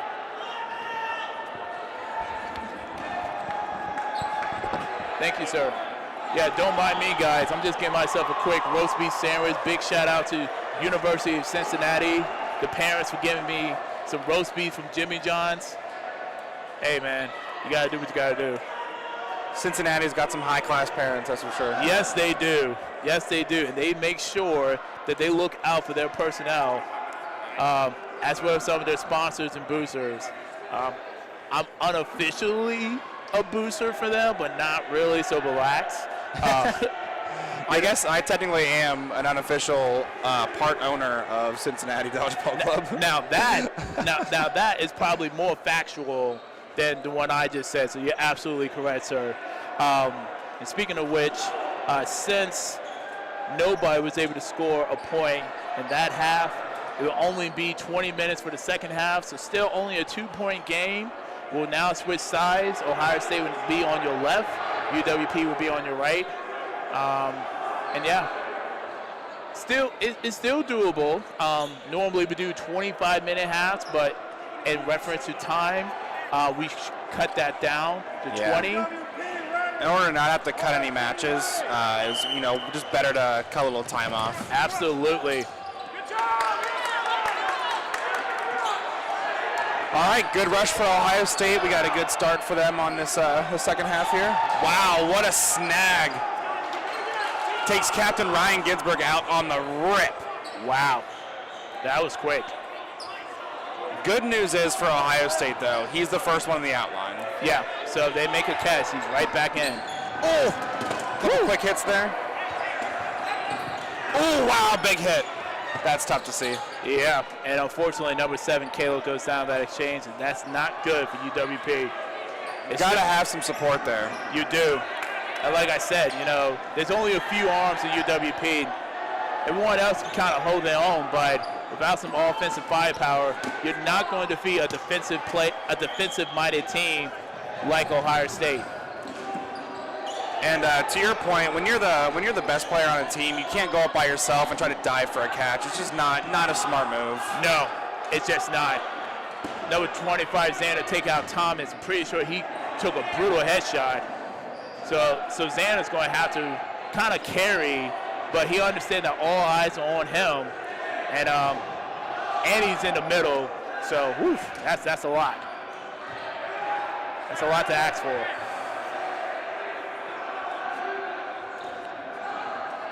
All right, Captain Bendarty up at the throw line for Ohio State, followed by Sam Palumbo, and the rest of the Buckeyes follow suit. Easy. Oh, no!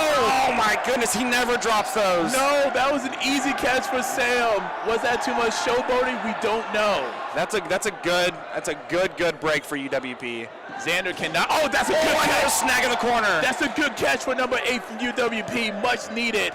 Eli Huntley is a senior for Wisconsin Platteville. I believe he had their other catch earlier, too. Yeah. Good kill by Dylan Glenn. All right, takes out their catcher. Take out number 8. Dylan is a very underrated thrower. He's known for his catching, but his throws are so quick and so precise. His windup is so fast. I'm about to say, Ohio State, I think. Oh, easy catch. Will, you can't be doing that. That's reckless. It was in the air for too long. And don't look now, folks, but I think Ohio State might be on the 10 count. Yes, they are on a 10 count. If they throw another ball, they have one more 15 yet. Yeah, left, they got correct. one more 15. They know that. Dylan with the throw, and now every throw moving forward will be on a 10 count unless they get a catch, which then resets and then put them back at 15. Oh my goodness. No, woo! Can't be caught sleeping.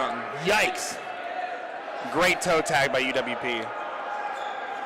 All right.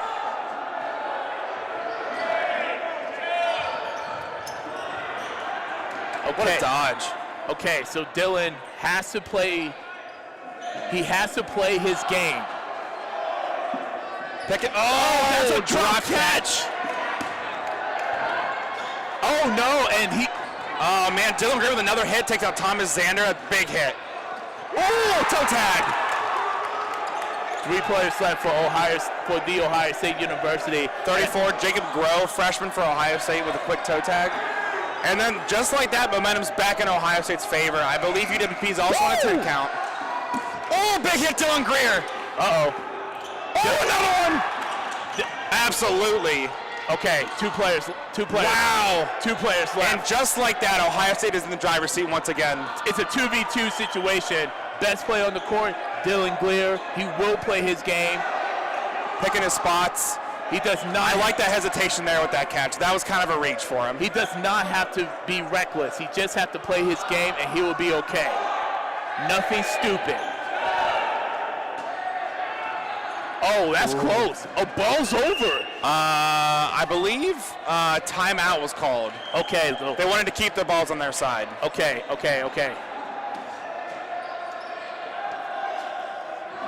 All right, so we got 15:43 left in the second half. Very, very competitive point thus far. This is probably the best point in the match thus far. Like I'm trying to tell people, man, UWP is not a bad team. Do not let the ranking. It looks like UWP is subbing.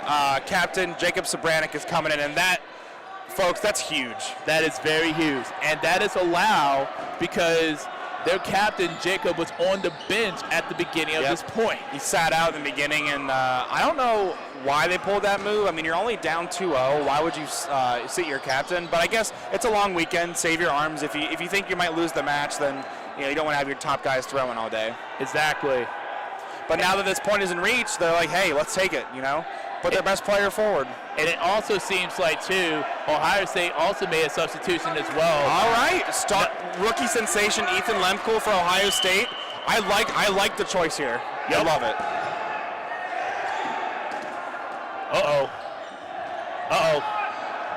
Pump fake. You can't play scared in these situations. You have to know what you're doing at all times. You make a mistake, it's going to be 2v1 real quick. The more coordinated duo is going to be. Oh my God! Is that no? It's ground. He's safe. Ground. Okay. He's safe. Woo. That was close. That was semi-reckless on Dylan. That was part. Really, really close. Like I said, a single mistake, it's going to be 2-1 real quick. Dylan does not mind going you one-on-one in close range. And that's what makes him dangerous in this situation. You don't know if he's going to go for a throw or for a catch. Is it ground? I believe the call is ground. Yes. It's ground. Okay. This is big for both teams. If Ohio State get this point, most likely the game is going to be essentially over. But if UWP can find a way to get this point, we have a match. Right back in it. Oh, bam! There's a mistake. Here it comes. And he missed And Dylan Glier once again shows you one of the reasons why he is an MVP frontrunner, ladies and gentlemen. I said at the beginning of the season, you know, coming out of, you know, the long break we had, Dylan Greer is going to be one of the front runners for MVP, and he just showed that why that is the case. We were just saying just now, if you make a mistake, it's going to be 1v1. It's going to be 2v1. And Dylan Glier is one of the best in the league of capitalizing on your mistakes. He's such a precise player, and he picks his spots so perfectly. He doesn't make many mistakes. If he makes a mistake, it's a dropped catch, or, you know, the every now and again he will throw a catch, but it's very, very seldom because of his well-placed throws. Exactly. What a couple of plays for Dylan Greer. Absolutely. And just like that, 3-0. Wow. Like I was saying before, everybody, that was big. And see, this is one of the reasons why we were saying that UWP needed to pick up the pace when they had man advantage at the end of the first half. Because now it could have been a different ball game. Now, if UWP have any chance of even getting this game, they're going to have to go 3 straight points to force overtime. And we've been saying Ohio State, they do not have to play at a fast pace anymore. They can take their time. Yeah, they did the work in the first half and then the first point in the second, and they can just take their time. They have a couple key guys sitting. Dylan Greer's sitting. Can't see who else. My view's kind of blocked. But they have a couple key guys sitting. Daniel Jordan, another senior. All right, couple quick hits off the rip. Okay, it looks like a 1v1 swap, it looks like. Sam Palumbo and then let's see Jerome Warren. Okay, let's see what's going on with number 2. Oh! Okay, so number 2 of Ohio State, he's holding his right arm a little bit. That's kind of quick, but he might be fatigued. We don't know. Let's hope it's just fatigue and not an injury. Absolutely. So what happened there on that side was Jacob Sobranek secured the catch, but he was out of bounds when he did it. Yeah. And unfortunately, that would not count. You've got to keep 1 point of contact at all times. It doesn't matter if it's even a pinky. Even a pinky, that's right. You just got to be in. A lot of players they'll keep 1 foot in the corner, and they'll keep 1 foot out or whatever. I've seen people slide and keep a hand in, but you got to keep 1 point of contact, and he wasn't able to do that. Ohio State back in the driver's seat, just playing slow, methodical dodgeball here. Xander is way up by himself. He now got some help. Oops, sorry. Wrong screen. Yeah. Ohio State is pretty much in the driver's seat. They're pretty much playing their transitional game. And, they're just picking their spots, waiting for UWP to make mistakes. They don't have to be that aggressive. You see that they're staying at their mid-court. It's good strategy. They don't. All they got to do is just keep doing what they're doing. They even bleed out the time is over. Yep. Only chance that UWP has is try to get some quick points. Being extremely aggressive, which they kind of aren't. They're being kind of reserved, but yeah, in the transition game. And it seems like they don't want to take that risk. You know, I respect that. You know, not wanting to go down as 4-0, 5-0, whatever, but point differential does not matter in this league. It's win or lose. That's it. if you lose 1-0 or 6-0, it doesn't matter. So UWP has got to make something happen, play way more aggressive if they want even a shot of winning this thing. Yeah, and also be fair to UWP, this is probably considered their hard game of the day. Yes. So they can probably take that as a good learning experience. They was also projected to lose this game, so even though it's going to count double against them, they wasn't expected to win. So it's not a dig against them. It's just they understand the situation, and that might explain why they're playing a very conservative pace right now. That's also a good point, because if you're, if you already know you're pretty much taking the L, don't waste your arms, don't throw your arms out, all that. Wow, big hit, Ben Dardia. Oh, off ball apparently, okay.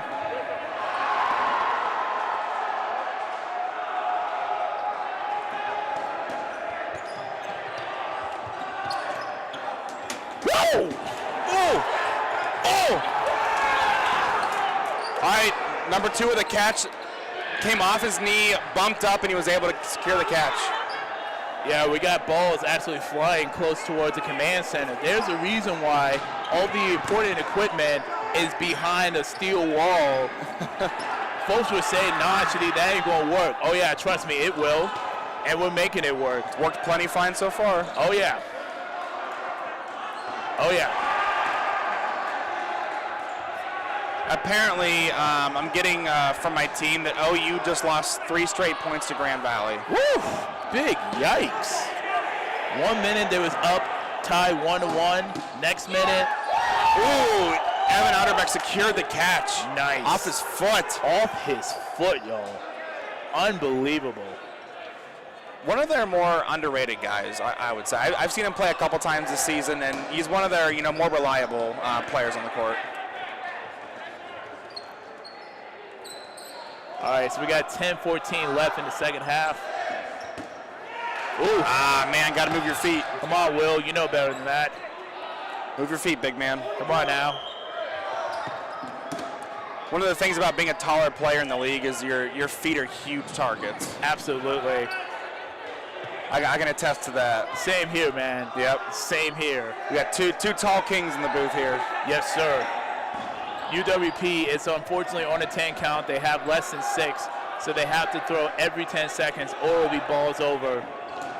Yikes. Ooh. Make that 3 players left. Could not secure that catch. Sanders just went down that exchange.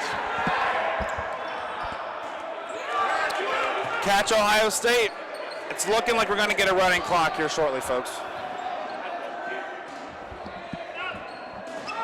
Woo. All right, 1 player left for UWP. He is their better catcher, though. You know what? He's stepping out. All right. That's not a bad. All right, we have a running clock, 4-0, Ohio State to UWP right now. That's not a bad business decision. Yeah, so it's 4-0 now, and so basically the clock keeps on running. It's kind of just to help the schedule move along. It's a rule that we have to timeouts or nothing will stop the clock now. Because, when you have a 4-0 deficit, it's highly unlikely you come back and secure the win or even take it in overtime. But pretty much. So, yep. Here's what I would do. I know UWP traveled, a bunch of hours to get here. Save your arms. I would call the game. If I'm their captain or coach, I call this game. You have games to win today and tomorrow. Save your arms. Save your stamina. Yeah, I would not play additional points. No. Risk injury. We've seen a couple injuries already today. A kid from Akron has a potential knee injury. I'm sure we're going to have a couple throughout the weekend. You got to save it when you can. Absolutely. I wouldn't be playing this point. I wouldn't either. And there's no shame in just saying, hey, let's just stop now and kind of just save yourself. It's going to be a long weekend because everybody's guaranteed at least 4 games. Correct. With the exception of Michigan State, yes. But conventional wisdom says they should make a deep run, so they will also have at least 4 games. If I was a betting man, I would say Michigan State's going to play 4 games. Man, yikes. He came for that man's soul. He did. Oh! No look catch. Oh, man. He says, I did that in my sleep, folks. So he just blasted somebody And then his teammates said, "You're not going to disrespect my man like that." Wow. That was reckless. Like I said, I wouldn't risk the injury in playing, but I respect it. You came all this way. Get your younger players some experience here. Yeah. This is the best numbers I've seen from Wisconsin Platteville, though. They usually travel with low numbers because of how far away they are, but they came with a full squad this weekend. It's really good to see. Oh, yeah. They kept on saying they're a different team, but they have a full roster. We're seeing glimpses of that. Yeah. They just need to put together, one good point at dodgeball, and the rest, the chips will fall where they will. That's an easy catch. Yep, easy catch made there. I'm not for sure what you're doing, number one, but you still can't throw a high ball right up the breadbasket. It's not going to work. Yeah, Colin Varga, that's a freshman for Ohio State, so we can chalk that up to a rookie mistake there. Yeah, that's just how we want to look at it. Ohio State, one of the few teams here who actually has plays that they call. Most teams just they'll say team throw, whatever the case may be. Ohio State actually has numbered plays that they call throughout the match, and it tends to be why they're one of the more coordinated teams in the league. Absolutely. Woo! I do know that a lot of it's smoke and mirrors. They have a lot of dummy plays that don't mean anything, but with all the numbers and the jargon they call, it's really tough to see what's what. Absolutely. It's a good strategy though. Timeout, Ohio State. All right, so that would kind of, even though, clock does not start. Good job. All right, so timeout doesn't. Okay, never mind. Yeah, it does not stop the clock. It does not stop the clock, y'all. We are still running.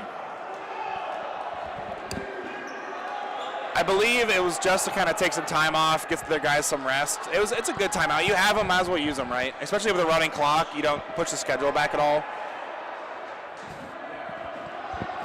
Yeah, I believe so. I wonder if we have any more score updates. I'm sure we'll get you those here shortly. BGSU has a pretty commanding lead over UK. BGSU with the fresh jerseys for Nationals. Love to see it. You love to see it. Fresh jerseys, man. That's always the move. I always respect the teams who keep a consistent uniform. Grand Valley was one of those who kept the same uniform for a couple seasons. They have uniforms today, but Kentucky's one of those teams. Ohio State's had their same uniforms for 4 years or so. Oh yeah. Oh yeah, it's a consistency for me. Yep. And getting new jerseys every year, it's expensive, but it helps the new guys feel like they're a part of the club, and it's one of those things that really help a team feel like a team. I dropped catch UWP. You hate to see it. Hate to see it. All right, just about 4:15 left in the half. Yeah.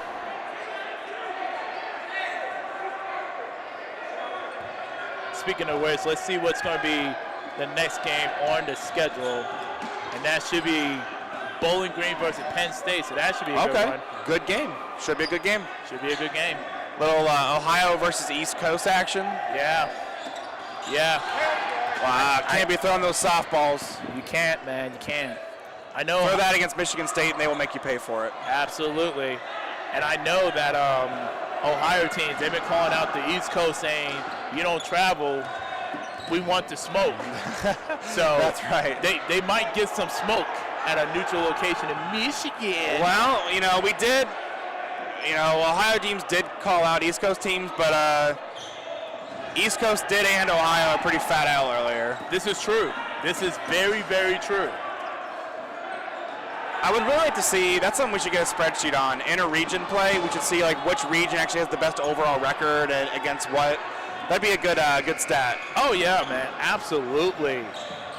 Absolutely, my guy. I believe it was Ohio had the best record against the other regions this past year.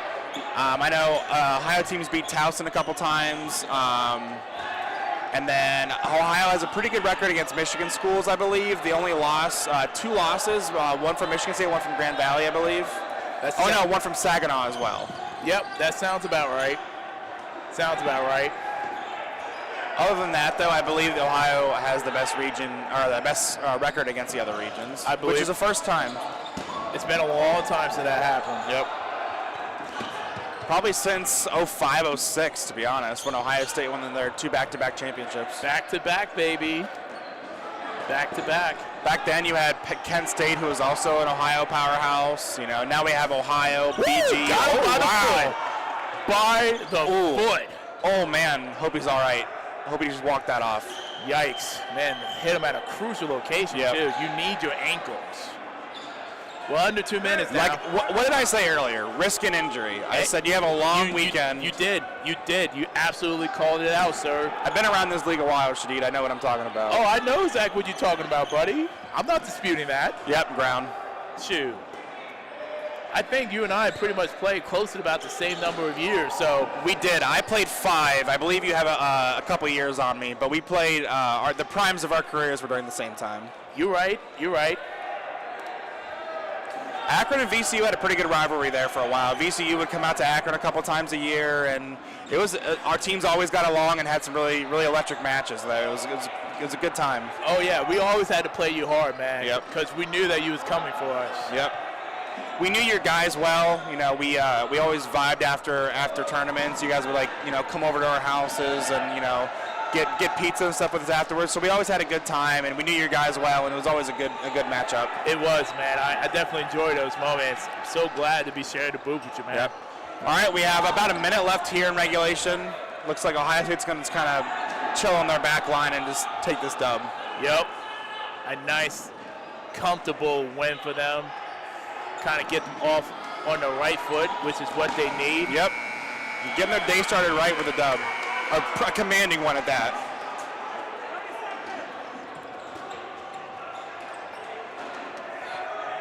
We'll definitely try to get some more scores throughout the day, but woo! Uh-oh. Let's see what Dylan's going to do. Okay. That's timeout Ohio State. That's game. That is game. I mean, you can call a timeout, but yeah, call the timeout just to run it out. I respect it. Yeah, that's smart. See, and that's another reason why you gotta use them. When you understand the rule book, that's what you can do with it, man. All right, Kobe, you go out there, you coach your team, buddy. I will say, Dylan Greer is probably the most educated player in this league about the rule book. So he's gonna use that knowledge here. Yeah. Does Akron play right now? Yeah, I think so. All right, let's see if we can get a post-game interview from Dylan Greer. Are you free for an interview? All right, Shadid, take over. We're going to get Dylan a post-game interview. It's been a pleasure. I'll be back in the booth with Tony Stumpo later on. Okay. Hey, congrats on the win, Dylan. Way to start your day off. Yeah. I'm a hand off to Dylan now. Thanks, Shadid. No problem. Cool. Man, I'm going to get this mic sweaty. You good? You good? So Dylan, man, how you been, man? Good, man. I've been anticipating this Nationals for a long time now. Our team's ready to win. Oh, I can tell, man. I see you out here putting in that good work, man. I see that you had a little 2v2 little situation, and somebody made a mistake, and you capitalized on it, man. How did that feel? Yeah, man. I knew the score was 2-0, so if we lost that point, we'd go down 2-1, or sorry, we'd still be up 2-1. Yeah. But I didn't want the game to go within a 1-point lead, or 1-point lead. So I just I took control, put our team up 3-0, just to make sure that everybody could rest up because we got a long weekend ahead of us. Oh yeah, absolutely. I know you guys haven't played since February after war, but it seems like you're definitely peaking at the right time. What are some of the things that you like about your team, in that first game? I think the first game really just says our mentality for the whole season. We're here to win. We're really motivated to keep going this weekend and keep going hard. We've been practicing since February, just really focused strategy stuff to make sure we're all on the same page. Unfortunately, we didn't bring a full roster, so we knew that we would have to play really smart to make sure that we all stayed hydrated and healthy throughout the whole weekend. So it's really just strategy and a mindset. So basically, what I'm getting at is y'all trying to stay disciplined, and you're pretty much saying the Ohio State University versus everybody? You can put it that way. I would say, yeah, that's fair. Okay, I respect that. I respect that, sir. Do you have any last thoughts or comments that you want the good audience to know? I'd say keep watching us because we're not going to go down without a fight this weekend. Hey, you heard it from a man himself, man. The Ohio State University, respectfully, one of the top 4 teams in the league and still within the top 4 since they won their game against UWP 4-0. Dylan Gleer, thank you so much for this interview. Yeah, thank you so much, Shadid. No problem.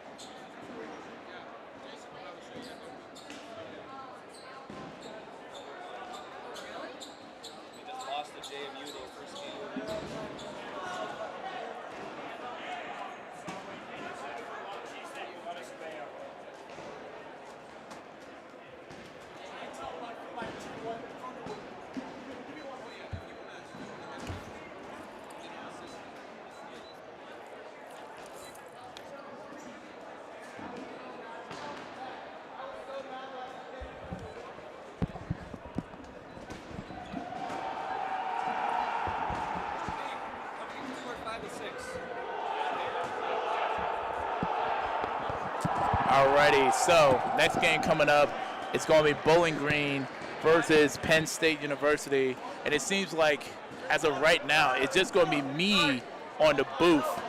So, yeah. It's just going to be me, y'all. 67, hold up, give me 1 minute. 67 people on YouTube. Let's go. Huh? 67 people on YouTube. Oh, yeah, no problem. Thank you. All right, so GV squeak out a 3-2 win over Ohio.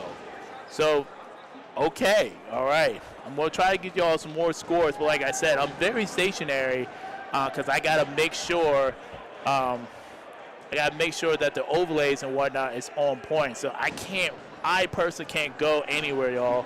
So, like I said, let me go ahead and update the full matchup score and whatnot. Like I said, Bowling Green versus Penn State. I'm going to try to look up this information real quick. After this, we will be going to lunch. So let me go ahead and pull up the standings. So Penn State is coming in as the number 7 team in the country. Bowling Green coming in as the number 8 team in the country. So this is so I would say that between these two opponents, this is the even match games. And so pretty much for Nationals, what's pretty much taking place is that each team, with the exception of Maryland and Michigan State, they have a so-called easy game, a medium game, or similar in terms of both teams being on the same skill level, and then a hard game. And so what you saw was essentially an easy game for the Ohio State University and a hard game for the University of Wisconsin-Plattner. This game, on the other hand, is going to be two teams that are supposedly evenly matched. And so can you drop the link to the live scoreboard? I'll see what I can do. Let's see what I can do. I'm doing like 12 things at once. I'm only one person. So if somebody can come up here and help me, that would be great. Otherwise, you're just going to have to wait like everybody else. But let me go ahead and get the new teams up. 'Cause like I said, this should be a fun game by both teams. This is supposedly an even match game on the Gonzalez ranking for both teams, so this should be fun. Yep, and so we got number 7, Penn State. Yeah, I see what I can do, Austin. I see what I can do. But like I said, if you want me, I'll put it to you like this. If you want me to do a live scoreboard, then give me some scores throughout the day so I can actually create like a ticker like they do on ESPN. That's kind of what I need. So if anybody, and I mean anybody, know any scores from any of the other games, feel free to send that my way, and then I should be able to do something about that.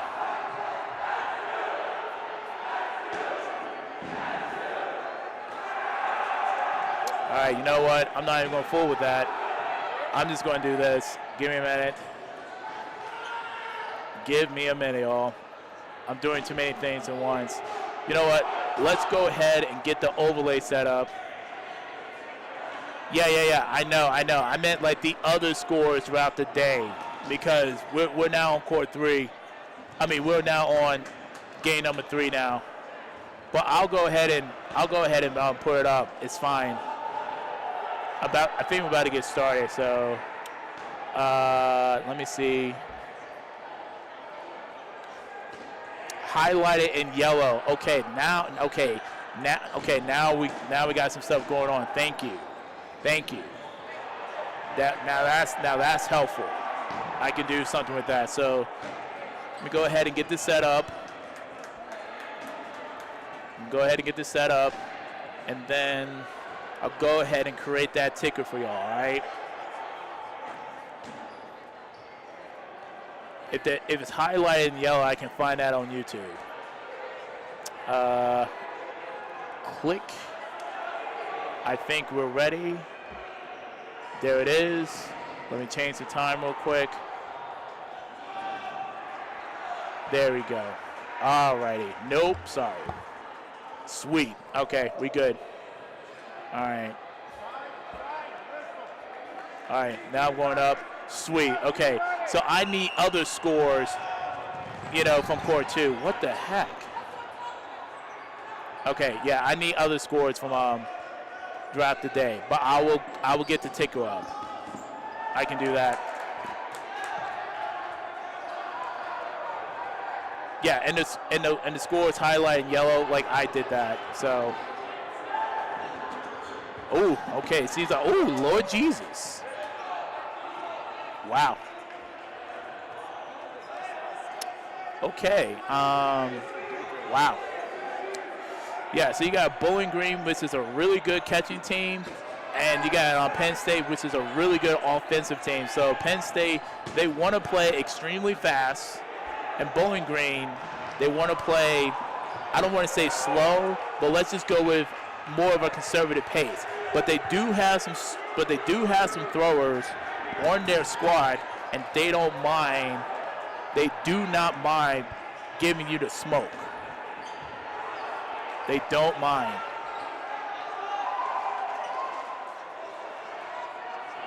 All right, so it seems like Penn State is up. I feel okay. I feel better now. You did good in the Alumni Game. Oh, thank you. Almost had that catch. I know. I wanted it so bad. I know. But yeah, anywho, let's kind of get back to business. Yeah, so because Penn State kind of play like very offensively, they do have a tendency to be somewhat reckless. Somewhat reckless. Woo! Yikes. Yeah. It's like I said, anyone who can give me kind of like more scores throughout the day, please let me know. Because I think we got the majority of the games for from the first round, but we still need round 2 because now we're in round 3. All right, so that would be very helpful. I will greatly appreciate that.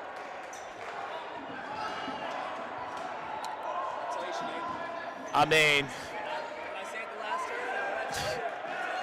Evan Esserberg from JMU is giving me a hard time, but he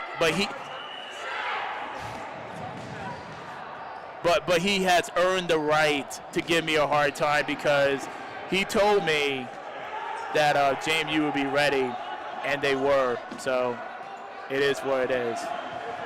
But yeah.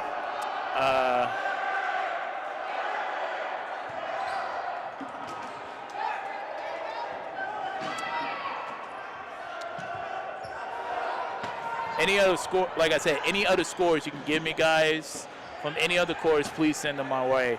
We're about to get this tracker up.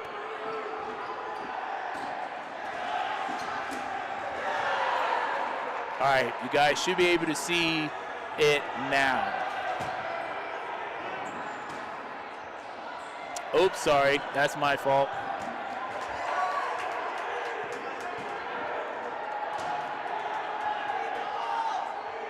All right, cool. So yeah, so any scores that's being updated throughout the day, you'll be able to see that little tracker at the bottom to kind of let you know where we're currently at. All right, so let's see what's going on here. So it seems like Bowling Green is close to a 10 count if they're not already. And it seems like Penn State needs to do a team throw badly. Yeah, someone needs to save Brady. I mean, yeah, someone needs to save him. All right, let's see what they're going to do. Nope, not a team throw. And not a catch. No catch, okay. So definitely less than 6 players left for Bowling Green, so they will be on the 10 count. They have to throw every 10 seconds or else it will be a balls over. And that's not going to be good for them because, like I said, they're more of a catching team. But we do have number 88, Brendan, on our right side. And they still got a chance.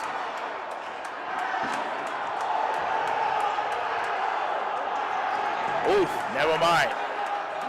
Never mind. Wow. That's my fault, guys. I was watching the wrong stream. I am so sorry about that. I am so sorry. That's my mistake. Sorry. I was a little bit behind. Like I said, I'm doing like 12 different jobs at once. That's my fault, guys. I was watching the wrong information. So, Penn State got the first point.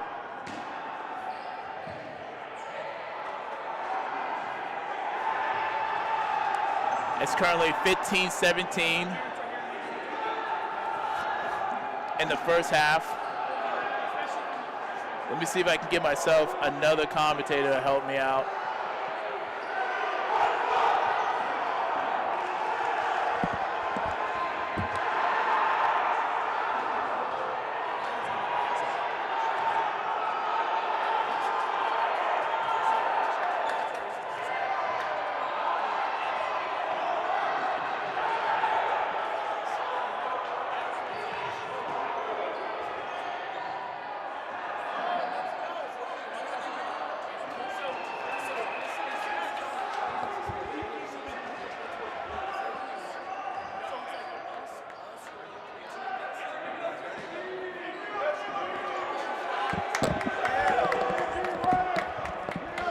All right, so it seems like I found myself some additional help.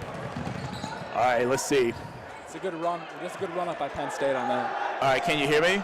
I can hear you. All right, sweet. First time in the booth, how are you feeling? I'm feeling pretty good. These are two good teams, two evenly matched teams. Yeah, so you're from Ohio. You had a very close game against GV.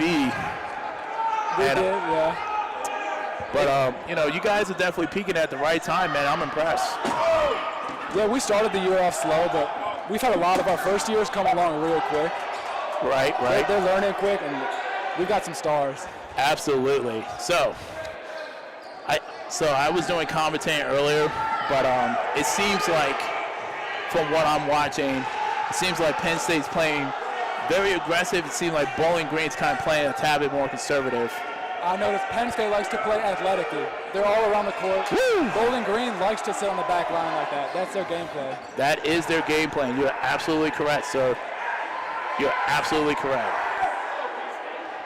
You gotta watch, because they got some catchers, though. You gotta watch Bowling Green. They got some catchers. Woo! Man, it's getting very chaotic right now. Very chaotic. And you should also have a roster right in front of you. I got it, yep. Yes, sir. Seems like Penn State pushing up. Never mind. Ooh, easy catch. Wow. That was placed right in the bread basket. Right in the bread basket, just like that. Bowling Green is back on the 10 count. Wow. That was quick. It was. Yeah, Penn State's not giving Bowling Green a chance to push up. Nope. The downside of that, though, is that Bowling Green's not getting tired. They can just stand there. They're not getting tired. They're not running around. No. Team throw. Woo!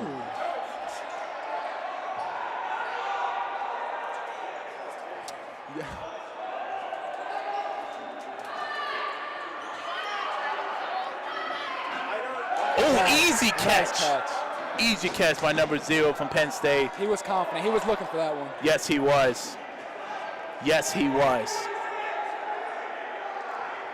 Trying to pull up his name real quick.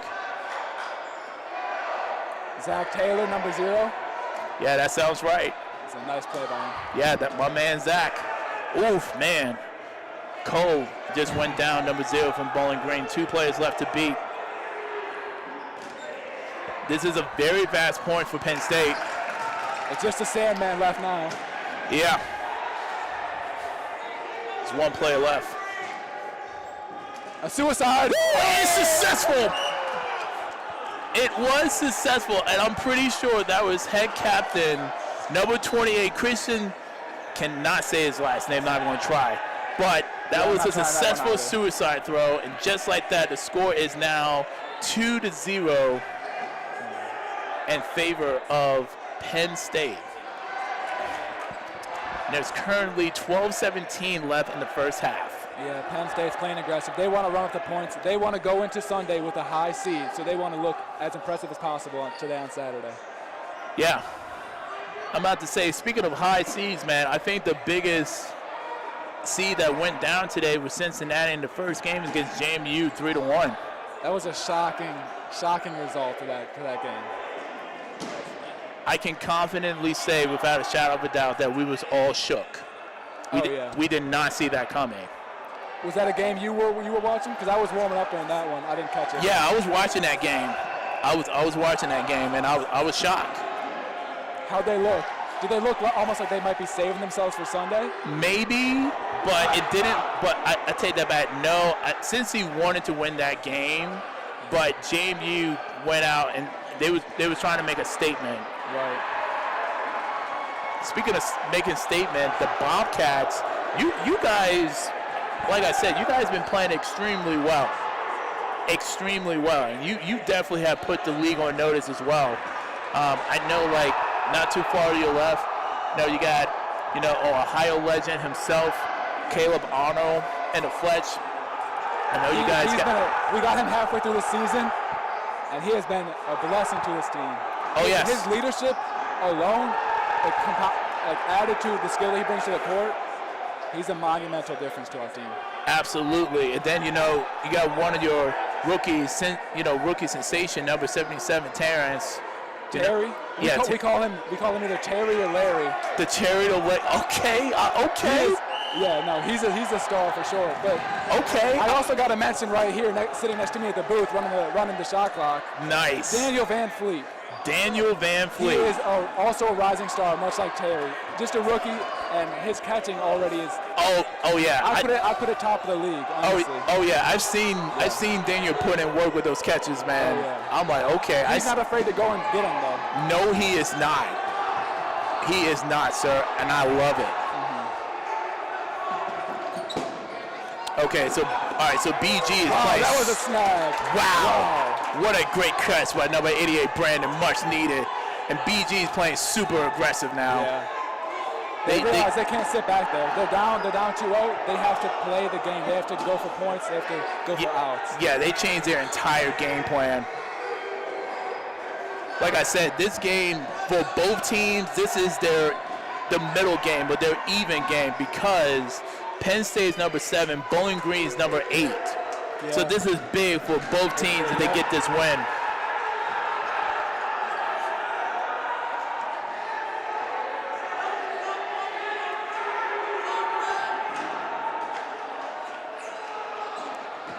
Oh, wow. Nice catch. Can't be doing that. You got to be careful. If you're throwing to reset, you got to throw to the feet. Absolutely.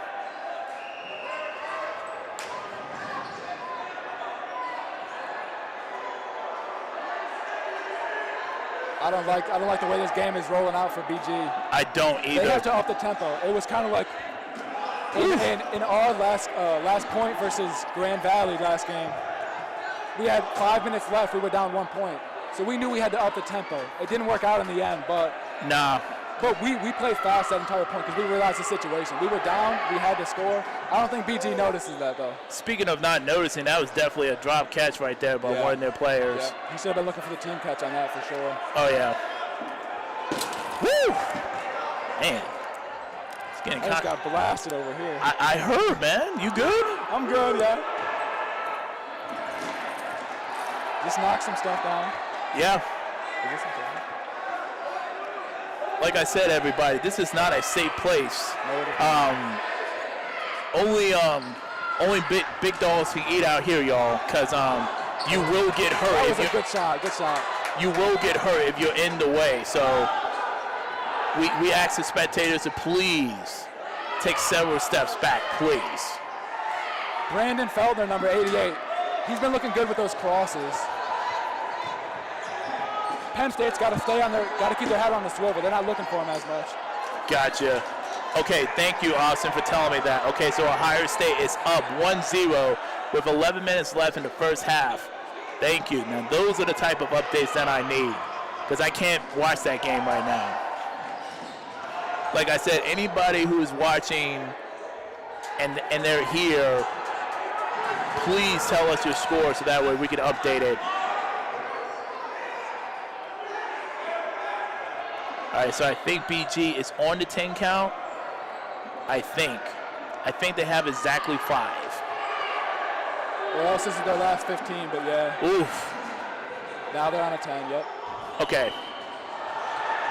Yeah, so because BG has less than 6 players on the court, they will be on the 10 count. Penn State, on the other hand, they have a full 15. Which means they can really slow this game down if they want to. It doesn't look like they're trying to, though. Well, yeah, I mean, because Penn State plays aggressive, and they like to play fast. So they don't mind. Woo! Yep, that's a kill.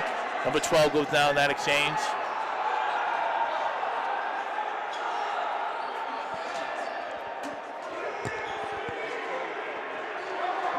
Team throw, successful, and he got blasted.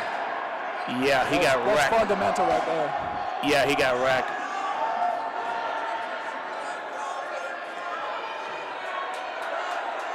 All right, 3 players left.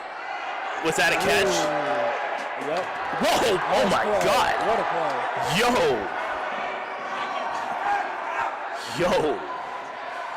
Yo! I'm even taking fire back here. Okay, so still 3 players left for BG.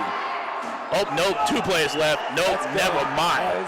Just scratch everything I just said. Another point for Penn State. It's going to be a long day, y'all. for Bowling Green. Not a long day for Penn State, but woof. Woof. We have 7:39 left in the first half. Lord have mercy, Jesus. Okay.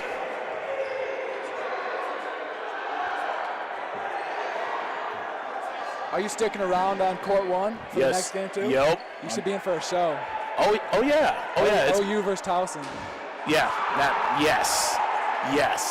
We're excited for a chance to go up against the former champs.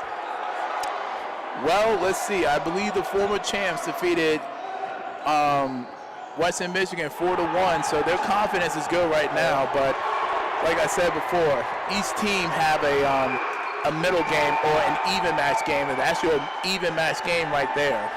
For us, we don't even look at it as an even match. We look at it as we're going in there, we're getting the job done. That's what we look at it. Ooh, I like that energy. I like that. We faltered against GV. We're not making that same mistake again. That was the last mistake we're allowing ourselves. Spoken like a true leader in the making, man. You love to see it. No, Miller, it is not over.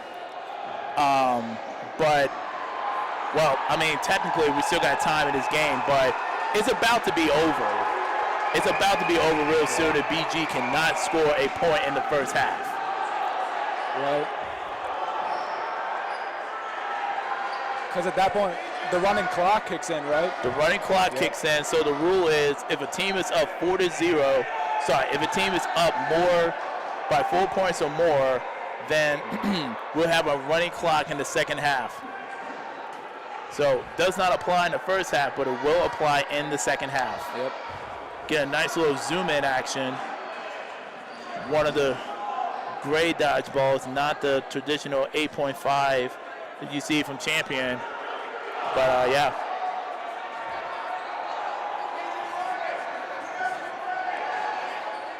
Okay. Oh. All right, seems to be a false start. It's looking like it. Or a whistle malfunction, maybe. Okay.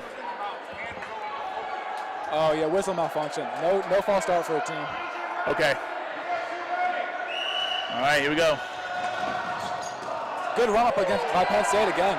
They got athletes on their team. Woof. Yeesh. And like I said before, guys, we've been not trying to be a broken record, but man, Penn State, they play and they play fast. Yep. We're trying to figure out other words to describe both teams, but we just have to call it as it is. And they've been both playing to their style yes. thus far in the game. We haven't seen much variation for either team. That is true. Penn State's been up on the line, dancing around, and Bowling Green's been sitting back there waiting for catches, but mostly, to be honest, they're getting lit up by team throws. Yeah. They do not have, Bowling Green does not have ball control. That's what's killing them. Oh, that's a good thing right there, Miller. Will we see a cartwheel from a Penn State player? We might. We might. So for those of you who don't know about Penn State, like I do, they play very aggressive, but they like to have fun too. And they will do some shenanigans, like doing cartwheels and stuff. You did see a suicide kill by Christian, head captain, from earlier today. So they will pull some shenanigans. What I would like to see from Penn State at some point is maybe a high-low towards the end of the game. Absolutely.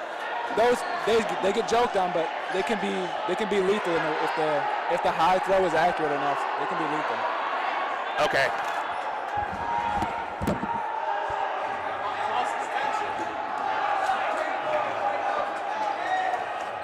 Bowling Green up at the throw line.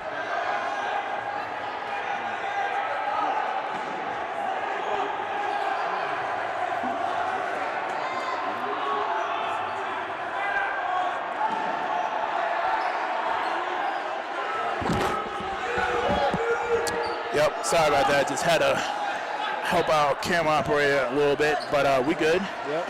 But yeah, so another update. Thank you, Austin, for that.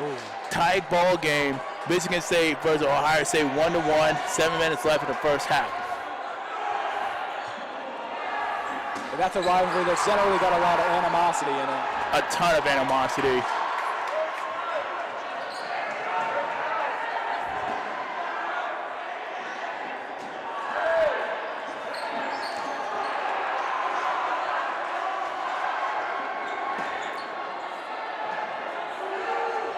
So I saw you playing in the Alumni Game. I saw you making some nice moves out there. I mean, I was trying, man. How was that experience? I mean, hey, I'm not gonna lie. I was kind of stressed out because we didn't have audio earlier. I didn't know what was going on, even though I realized that I accidentally muted my own device, hence why I wasn't getting audio. But you know, it was fun. You know, just kind of letting people know that, you know, ooh, nice catch. Ooh, what a great catch! Wow, by number 11, unbelievable. And that was a good look by Bowling Green to make that throw. It's just number 11. Place it a little bit better. Yeah, number 11, Luke. That was great. But yeah, playing the Alumni Game, you know, it was great. You know, still kind of showing people, like, even though I haven't played since 2018, you know, I still got it. Yeah, you still got that in you. Yeah, I still got it. I'm still kind of mad at myself missing an easy catch because you saw, like, I bobbled it. It wasn't like I didn't have it. I just couldn't snag it, but I do recall that one, yeah. Yeah. He put some extra mustard on that ball, though. He kind of put a little bit of spin to it. I was reading it. It just did not work out for me that time. Yeah. But speaking of working out, Bowling Green has found a way to get back into this particular game, which is much needed. And I think we only got 2 players left. Oh, my Lord. Because they've been moving around the court a lot more. They've been up a lot more. Oh, yes, he made it. Oh, nice shot. Yes. 1 player left to beat. Was that Felton there? Here it comes. Team throw. There we go. Bowling Green. Got him. We're back in this one. We're back in it, ladies. We're back. We are back. And that time we'll be roll over to the second half. And the reason why now we roll over to the second half is because we are under 4 minutes in the first half. So we're heading into halftime right here? That's halftime, right? Yes. Yeah, so the extra time would now be roll over to the second half. So we had 3:13 in the first half, so now we're going to have 26-13 in the second. Right. All right, cool. 26-13. All right, cool. And I will be back momentarily. Yeah, we will back.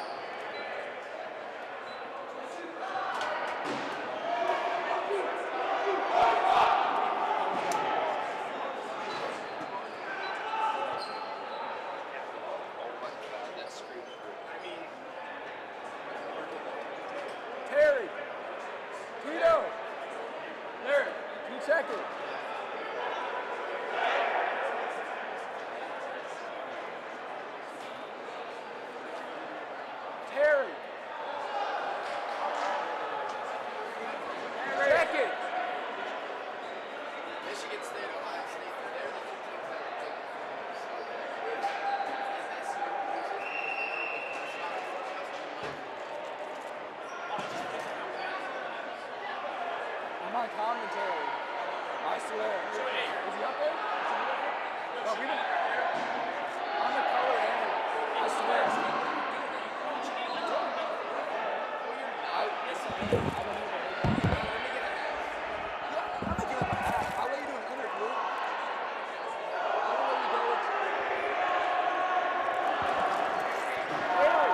Harry, I was gassing you up.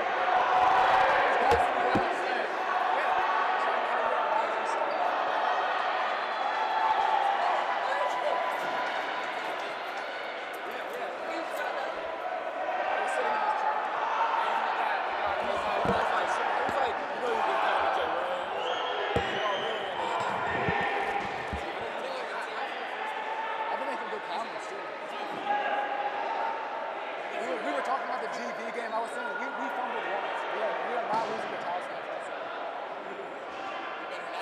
We won't know ways. We should.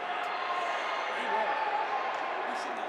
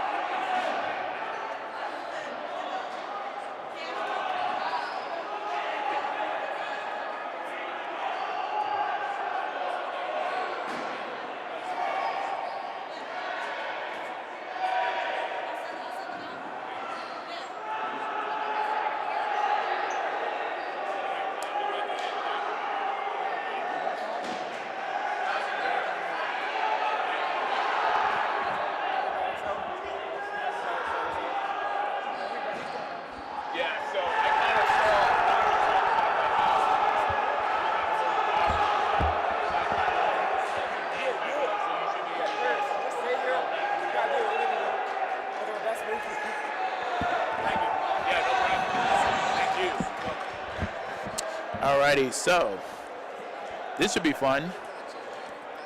BG just got that point at the end of the first half, much needed. You want to know if they're going to carry that over to the second half, though. They might. They might. And like I said, I'm about to say, where is my manners? My goodness. My goodness, y'all. Whoa. We got a bird in the arena. Yeah, that was kind of off. But yeah, we do have a bird in the arena. Let's hope it has an empty stomach. Yeah, I hope so too, man.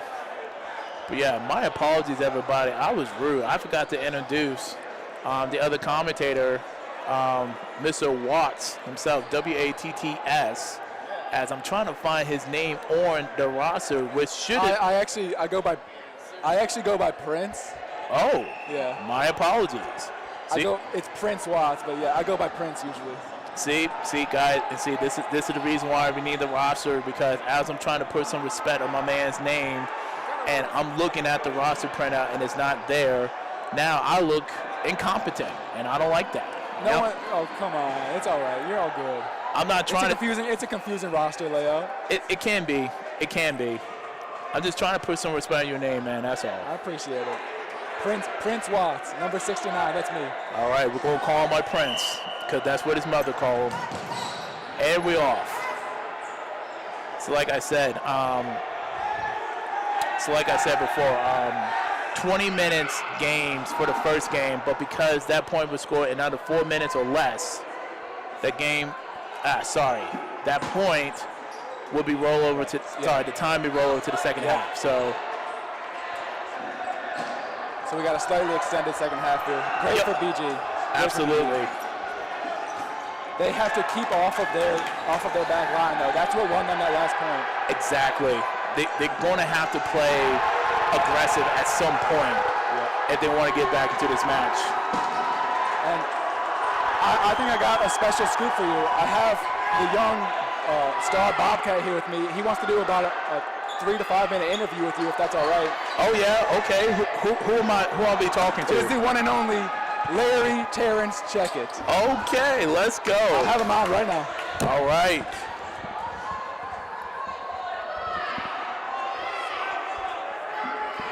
Hey Shadid, how are you? Good, sir. How are you doing today? I'm doing great, man. Good, man. So how are you feeling right now? Man, it's my first Nationals. The atmosphere is electric. I just love being here, and I'm glad we put up a fight against Grand Valley. We wanted the win, but it's tough. That's dodgeball. Hey, sometimes it be like that. Yep. Sometimes it be like that. But listen, man, you and some of the other rookies, man, on Ohio, man, you really been impressing me, and you've been impressing the league. I appreciate that. And yeah, we got a good class. And y'all got some sweet jerseys too, man. I would also agree with that. Best jerseys in the league. Hey, they're definitely one of the better ones, man. Now that I can confidently say. Hell yeah. I've been to Athens, Ohio once. It's about an hour, 30 minutes, give or take, from Columbus, Ohio. Yep. Kind of in a small town, but it's a fun place. It's definitely small, but it's a nice community, and it's a great place to go to school. Oh yeah.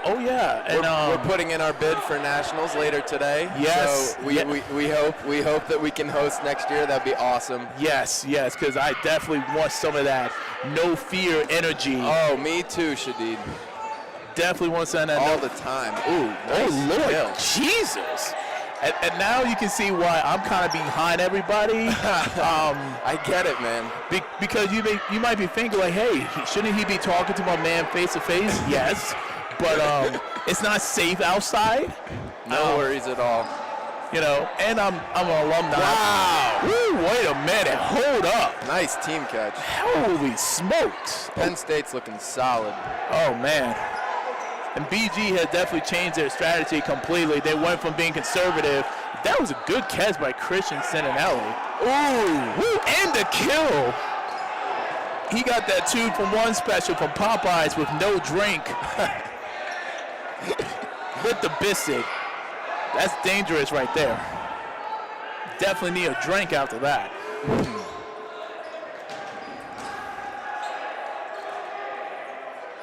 My goodness.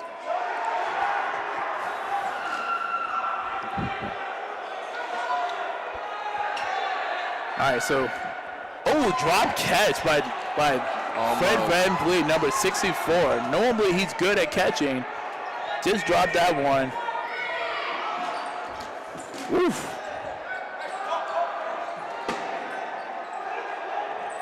Yeah, so both teams have definitely changed their playing style altogether. BG is now the aggressor, and Penn State is now on the back line. Yeah, if they want to make a comeback here, something's got to happen quick. Yeah, Mrs. Miller. I agree too. Penn State making me nervous right now too. You are absolutely correct. We thought this game was very convincingly in Penn State hands, and not so fast. And we got another update. Michigan State is up 2-1 on Ohio State at the half. Okay, that's what's up. And Towson is up 2-0 on Akron at the half.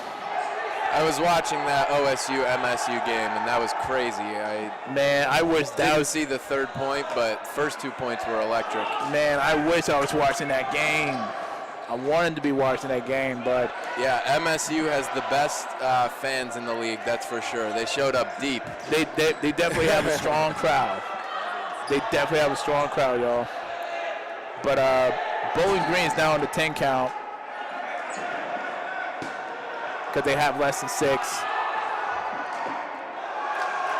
Oof. Yikes. Number 5 goes down in that exchange. You hate to see it. 2 players left. Team throw successful. 1 player left to beat.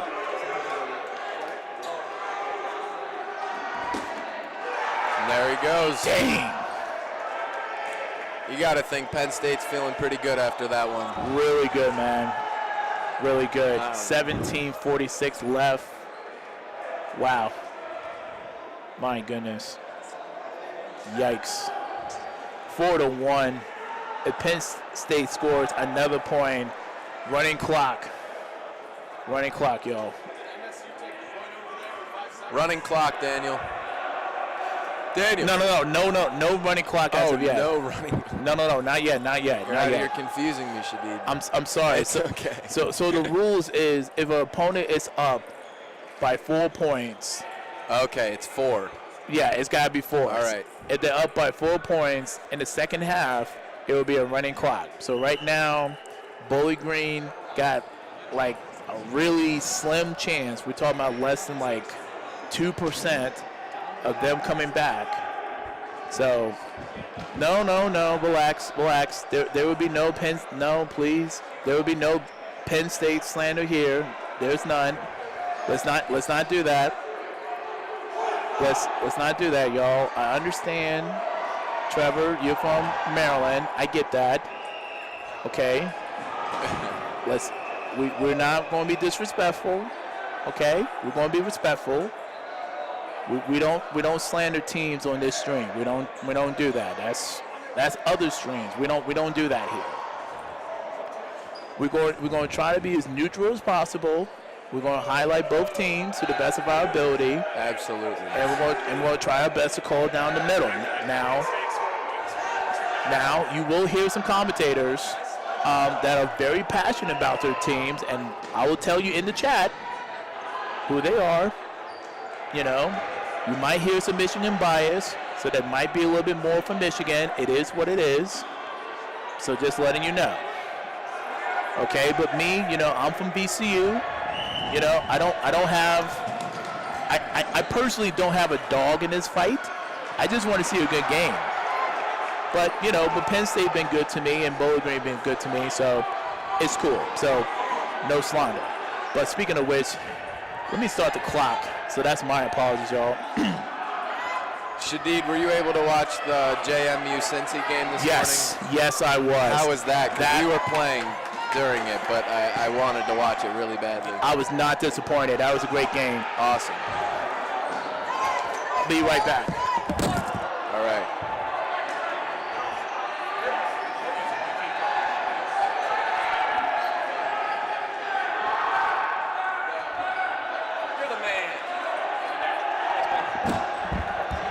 There you go. Just had to help my man out, Max Vince. One of the best in the league when it comes to photography and videography. He's taking some sweet pictures. Great cross from Penn State. 16:45 left in the second half.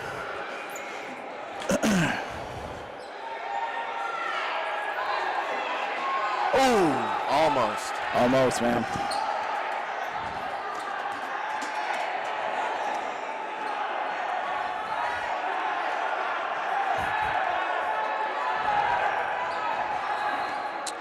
All right, Shadid, I'm going to hand you back over to Sean. Hey, I appreciate talking to you, man. It was great talking to you. Likewise, sir. Likewise.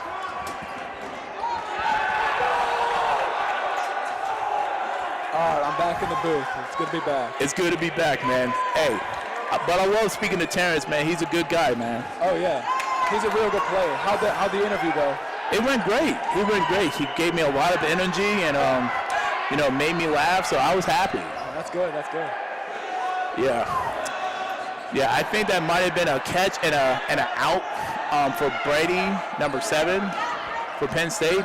Yep. But like I said, this game is still kind of moving kind of fast, y'all. So don't let the score fool you. Both teams still playing with a lot of energy. Yeah, it is a 3-point deficit for BG, but if they keep playing fast like this, that's overcomable. It is. Sure. It is. And they're staring up at the throw line. I really like this for them. Woo. Jesus. They found that sense of urgency. Wow. They know what they are doing out on this court now. There's a lot of energy right now. Holy smokes. Wow. That was an impressive end to that point. Yo, how fast did they score that point?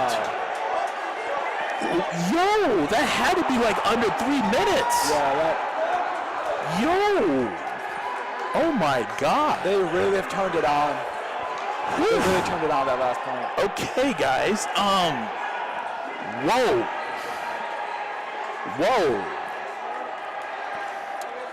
They have flipped the script completely. It seems like right. It seems like they're playing more free. Their stars are up at the throw line. They're throwing, they're wall balling, they're countering quick, and it's working for them. They made a quick adjustment. Yep. Holy smokes. Yep. Number 7, your husband. Oh wow. Okay, Sam, number 7, which one? Penn State or Bowling Green? No trolling, just curious, because I'm doing like 12 things at once. Oh, I appreciate you, Megan. Yes, I am trying to be a respectful king. Trying to. Talking number 7 on Penn State? I'm trying to figure it out now. That's Brady Eck.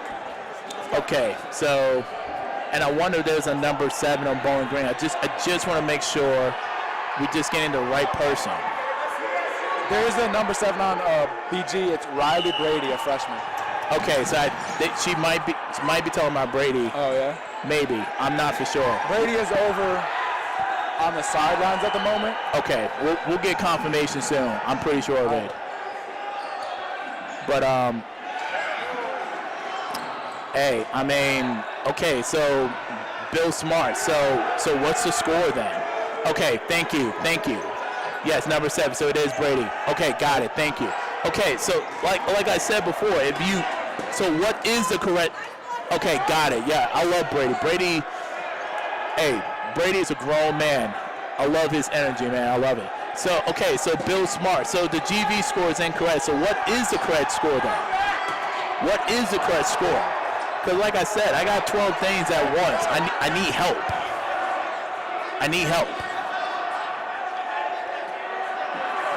I would gladly update the ticker for you, but I need the correct score then. Are we talking GV, the GV game? Yeah, I don't know. Yeah, what was the score between GV and Ohio? Because they beat us 3-2. Oh, 3-1, not 4-1. 3-2. Oh, 3-2. It was a 1-point game, yeah. Gotcha. Okay. Yeah, we all love Brady, man. Hey, Brady's a good dude, man. He's a good guy. I love talking to him. Yeah. Oof.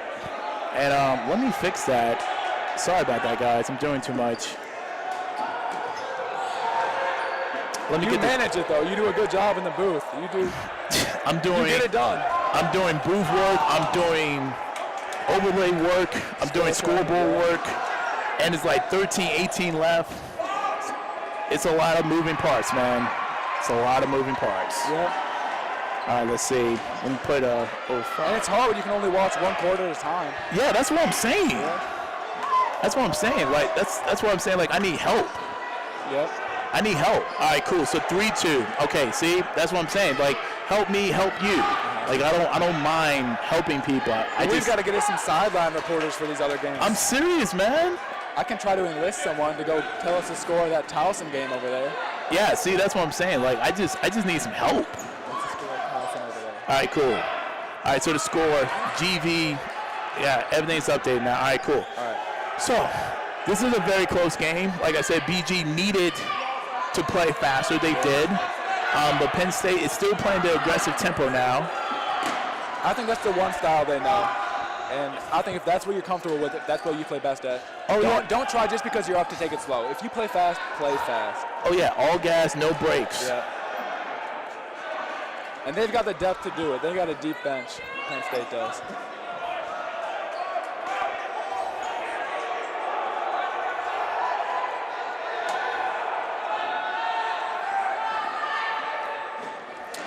All right, so I'm pretty sure BG is now on a 10 count because they have less than 6. Yep. Team throw, not successful. Ooh, good kill though. Seemed like that a timeout. Oh, wait a minute, what happened here? All right, so is it balls? All right, so what's the call? It's hard to say. The ref's not making any for sure judgments yet. Yeah, I'm definitely going to have to stop the clock though. Yeah, it's a discussion. All right, so we got a little discussion right now by the head ref, trying to figure out what's going on here. Like I said, the way how this game been going, we thought that Penn State was just going to roll over with the Falcons, and then BJ said, nah, not so fast. Yeah, they read Penn State's play and they called an audible. They changed up their whole play style. Yep. All right, cool. See, that's what I'm saying. I like the help. All right, yeah. So we're missing the JMU Cincy game. I got you. See, I got you. How's that game looking? It was fun. Yeah. It was fun.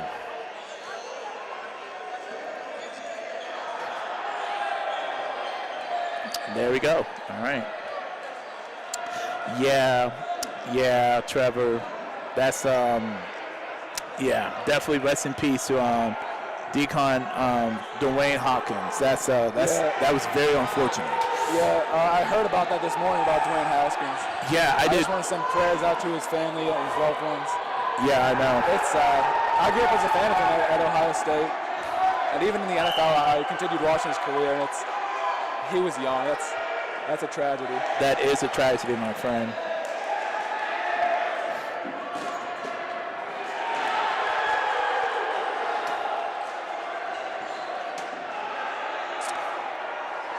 I definitely love the interaction that's taking place right now in the chat, where the fans are pretty much talking among themselves. I respect that, so that's cool. Y'all keep doing that. I'm totally cool with that. Yeah, we love the fan interaction. Oh yeah, man, that's what it's all about.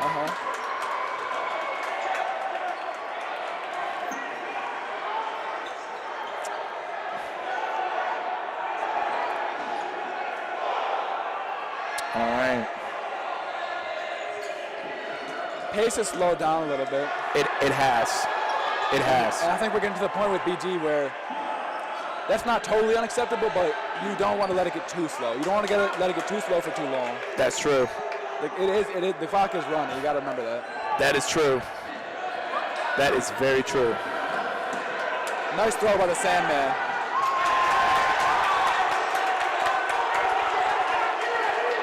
And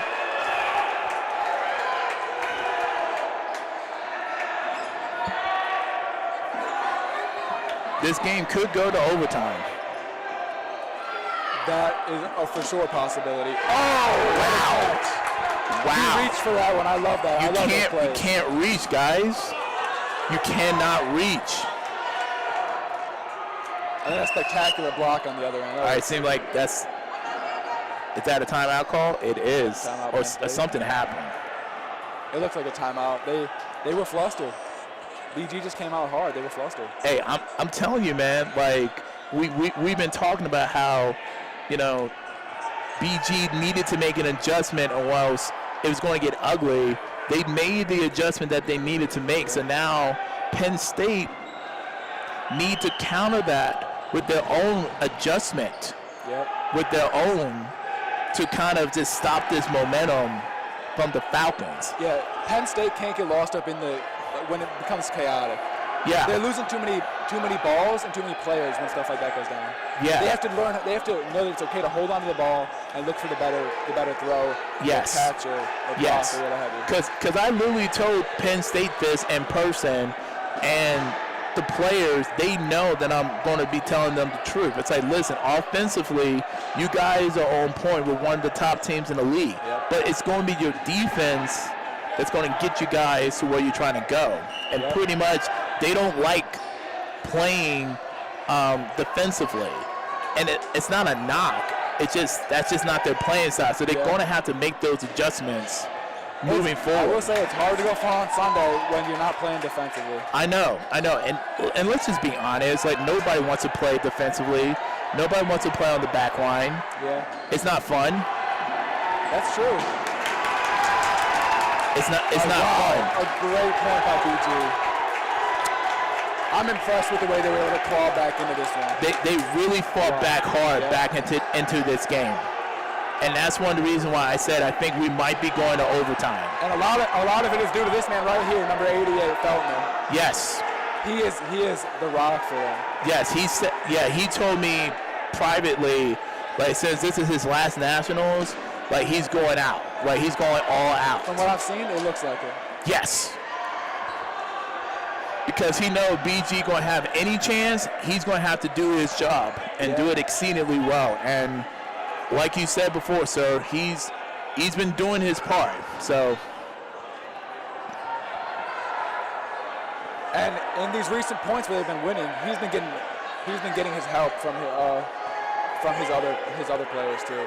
Correct. And I've noticed that. Let me find the name real quick. Oh yeah. All right, so we got 9:29 left in the second half. Gabriel Carrington, he's also been playing real well, number 31. Absolutely. The Sandman, man. The Sandman.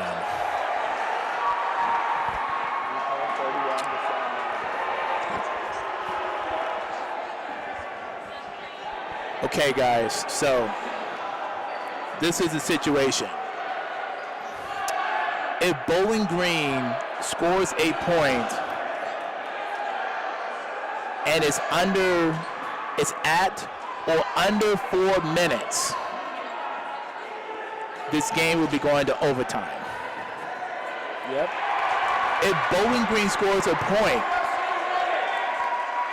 and it's not under 4 minutes, we will play that point out.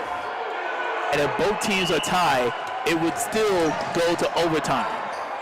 So there is still a chance for either team to win in regulation. And the reason why that is so important is because points are double at Nationals.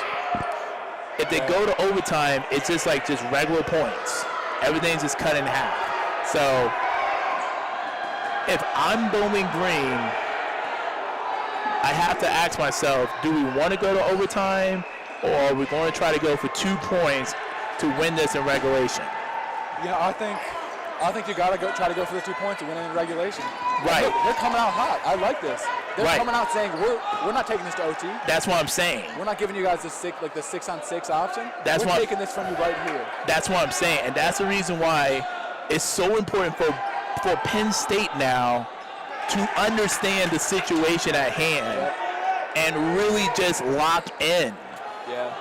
Because they need to know that Bowling Green is coming, and they're playing aggressive. They have completely changed their playing style altogether. And you can see Penn State's looking a little scared. They're not playing up on the front line as much. No. They only went up to half court and just do a reset from there. That's what I'm saying. It's getting in their heads, this little comeback. That's what I'm saying. And you've seen Bowling Green not afraid to take some risks, and that's very uncanny.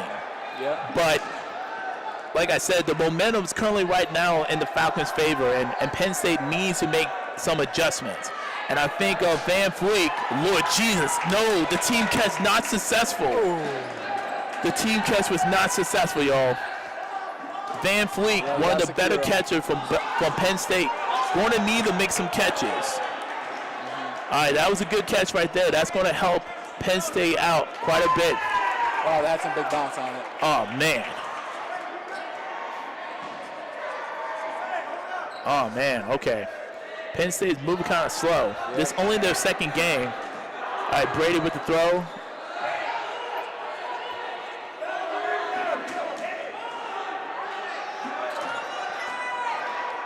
Oh, we got a timeout. Looks like by Penn State. Okay, we got a timeout call. Okay. Let me stop the clock on my end. Let me confirm how much time is officially left. It is 7:07. Okay, so we got referees talking things out. We'll change the time on my end.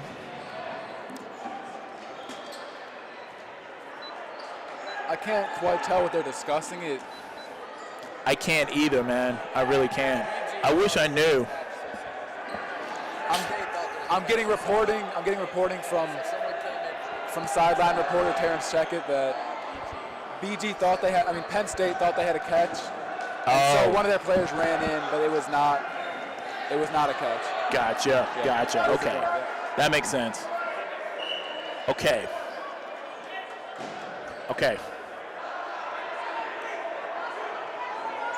Penn State with it. Oh, dang. Brady goes down. You got to keep your head on a swivel. Dang. That's one of the better players. Yeah, that's a tough loss. Man. And he's got, I think, well, they did a team though, so no one was really there to block for him. But someone's got to call out that cross. That's what I'm saying, man. You got to protect your best players. Yes. You can't leave them on an island.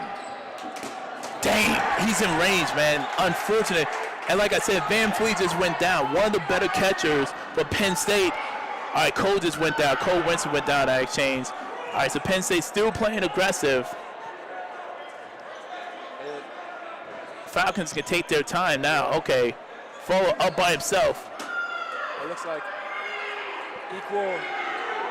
Oh, wait, I think it looks like BG has one more player. Okay. So almost equal man advantage. Oh, wait, is that a hit? I thought it might have looked like it. We're saying no, though. Oh, man. Okay, so he's not out. Okay.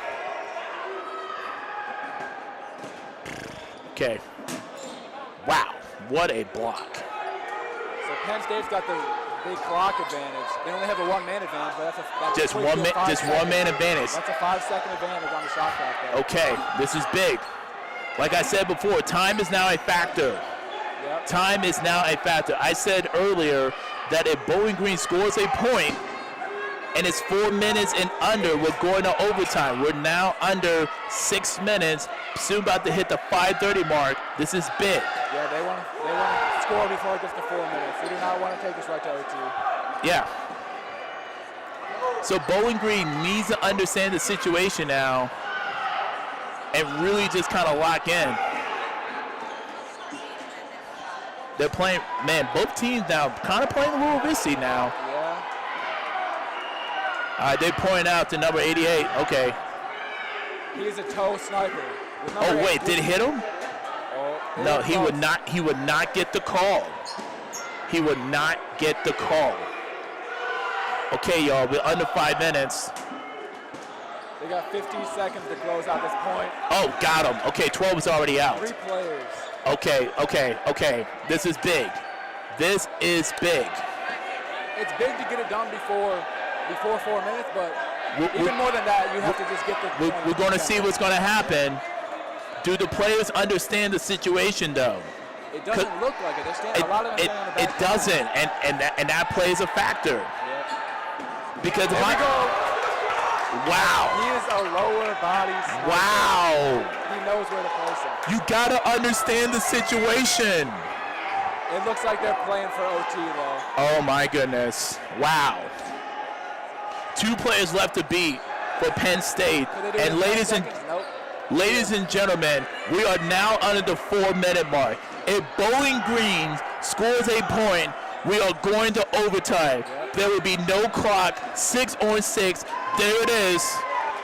One play left to beat, y'all. One play left to beat. Let's get a team throw there. Team throw. Oh my God, he's still in. He has to stay alive. He needs to understand that he needs to stay alive. It's going to be tough for 3.5 minutes. He's got to do. He's got to. On the team catch, he's got to look. On the team throw, he's got to look for a catch. He's got to pick one out. Is he safe? No, he's still safe. This man is an athlete. He is an athlete. He's got to bring one of his guys back into the game. He needs he needs a catch, and he needs one badly. In the worst way. I'm not even kidding. There it is! There it is! There it is! That was needed! Yes. I told you, man, he needed the catch to keep the thing going. Number 11. Oh, that would not count. That would not count. Oh, God. Oh, no. He missed. We're now under 3 minutes. Holy smokes. Uh-oh. He does not see him. Does he see him? Oh, no. Oh, no. Oh, and we're going to overtime. We are going to overtime.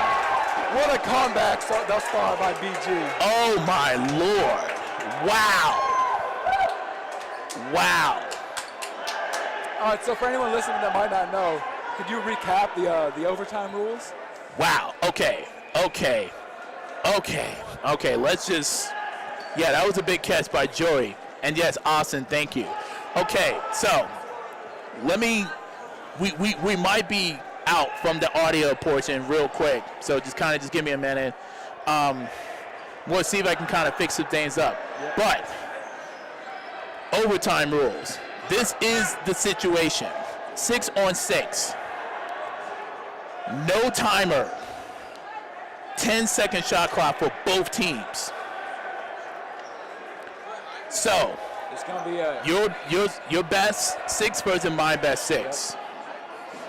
And like I said before, we were saying earlier that Penn State was running away. And we was kind of concerned that BG was going to just completely fold and just give up. But somehow they found a way to come back and not only make this a competitive game, but potentially one of our very first and very few overtime games that's taking place. And oh my God, and they're going in with all the momentum too. With all of it, man.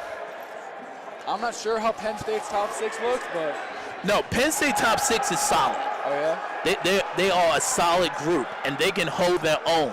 The problem is because as we were just talking about earlier, it's that momentum, all right? Because, you know, dodgeball, it's a very emotional game.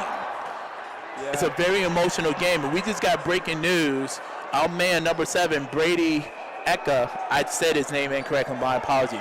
He is nursing an LPL injury. Okay, hold up. Wait a minute. I'm not a doctor. I'm an engineer. So let me see what LPL even means. He's got an LPL injury on Brady F? Yeah, so number 7, our man from Penn State, Brady, one of the assistant captains. I have no idea what that even means. You hate to hear that. Okay, so I'm looking it up now because, like I said, I don't know. Someone's going to have to spell it out. My guess is it probably something in the shoulder or the elbow? It's not a good injury, whatever it is. Like, he's a fighter.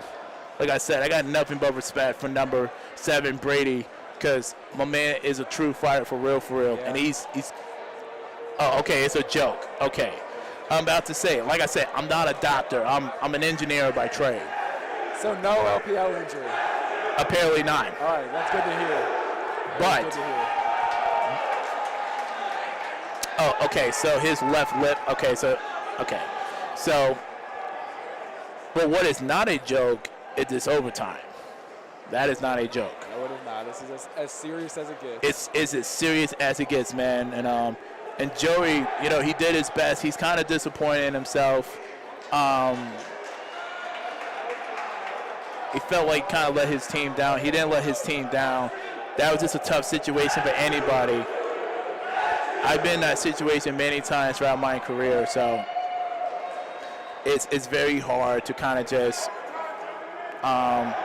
to kind of overcome that. But he's gonna be okay. He's gonna be okay. Oh, that's good.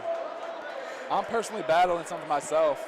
Oh yeah. I'm wearing this brace today because my elbow's been real sore lately. Oof, see? Yeah. Oh. All right, so now it's overtime. Like I said before, 6v6. Your best versus my best. Let's get it. Wow, what a snipe on the foot over there. Wow. Perfect shot. Perfect. And, oh, you have to secure that catch. You need that catch, man. No. Wow, strong throw by Wilson. They're playing with a lot of confidence. Yeah, the 10-second shot clock lends itself for overtime to be a real fast pace. Really fast pace, man. My goodness. It looks like 25 Boyers just threw a reset over there. I thought they could have lined up something better, but yeah, maybe their clock was maybe close to 10. Good block. Yep. Okay. Wow. Ooh, team catch, much needed. Nice saving. Wow, that could have been bad, but great job. Great job by Penn State.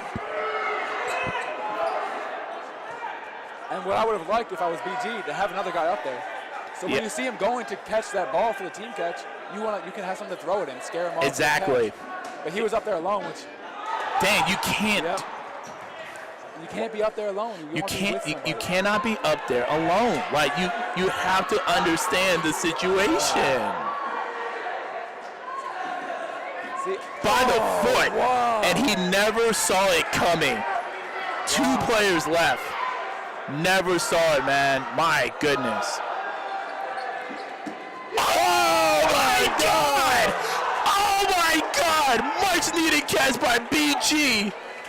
And it's back to 3 players. They get fell in their back. And they get one of their better players back. And you know he's coming with that high energy. Yeah. You know it. Oh my Lord. He's not letting anything like that out they got him out again. He has seen enough. And he's about to come out. You will have to team throw him out. You're going to have to team throw him out. He has seen enough and he wants to clean up the mess. Oh my goodness. Wow. And like I said before, we just saw the another catch. He made another catch. Wow. Oh my God. Whoa. You got to stop throwing it to his back. You can't throw to number 76. You can't do that. No. Whoa. Holy smokes, man. You're asking for it at that point. Sorry, 36, not 76. Yeah. I've seen 36 play, man. His job is to catch. Yeah, when we played him at War, yes, he was scared to throw to. Yes, no, he you have to wanted to team throw. Exactly, you have to throw like 3 on him. Yep. His job is to catch and to catch only. and nothing else. Yeah, Joshua White, he will. Oh no! One player left. One player left. These ties have flipped so quick in overtime. Oh my God, dude. Joshua White is the hero of this overtime, bringing his players back in. Oh! That's it. It's over. Wow, what a it's comeback. over.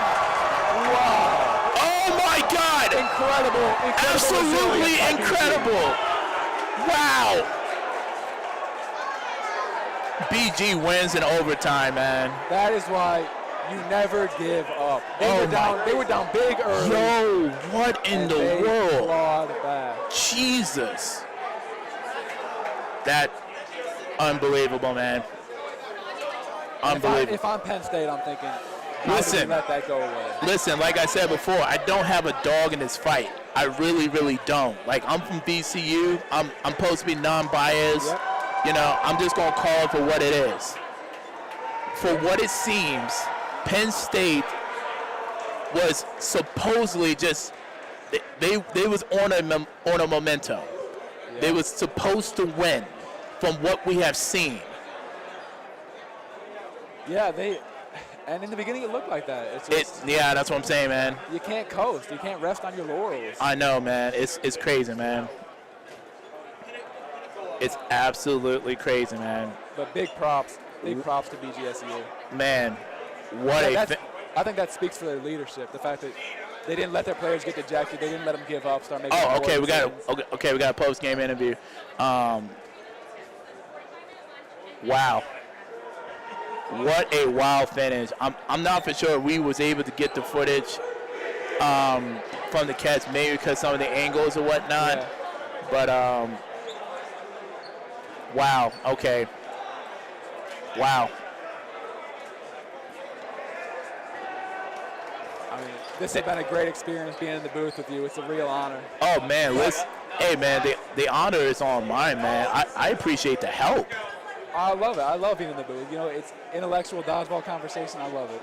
Hey, man, I'm just trying to make the league a little bit better, man. You're doing it. You're succeeding. Trust me. Thank you, sir. But now I got to be the one out there. You're good. You're good, man. You're good. Right, I'm going to send you to your interview right now. It's Joshua White, Mr. 2 catches in OT. Oh, my. Here he is. Okay. Hold up. Let me make sure I put some respect on my man's name. Hey, thanks for having me on. Yo. Okay, first of all, I want you to tell the audience who you are because we need to put some respect on your name. My name is Josh White. I'm from a little town right outside of Canton, Ohio, Louisville. I came here my freshman year at Grand Valley, had a blast, and then COVID happened, but I'm just so happy to be back. That was a hell of a game. Listen, my guy, listen. What you did for your team was nothing short of incredible. Thank you. Because, listen, I was doing commentating with my guy from Ohio, man, and respectfully, man, we was watching the game and we was like, yo, like, this could be really bad for BG if they don't make the adjustments. Yep. But listen, Mr. White, tell me what adjustments y'all made in order to make this work and to come back from being down 4-2. I mean, like, okay. Yeah. Like, you had to make some adjustment because y'all was playing very conservatively at first. I mean, we come out wanting to play our game, and we didn't in the beginning. We were getting rid of balls that we did not need to get rid of. Communication was really low. And but really, it was just our team coming together after that halftime, after we got that one win, and said, guys, let's do this. Let's come back and let's win. And basically, it was just us coming together as a team, playing as a unit. And, man, respect to Penn State. That was a hell of a game. That was a hell of a game.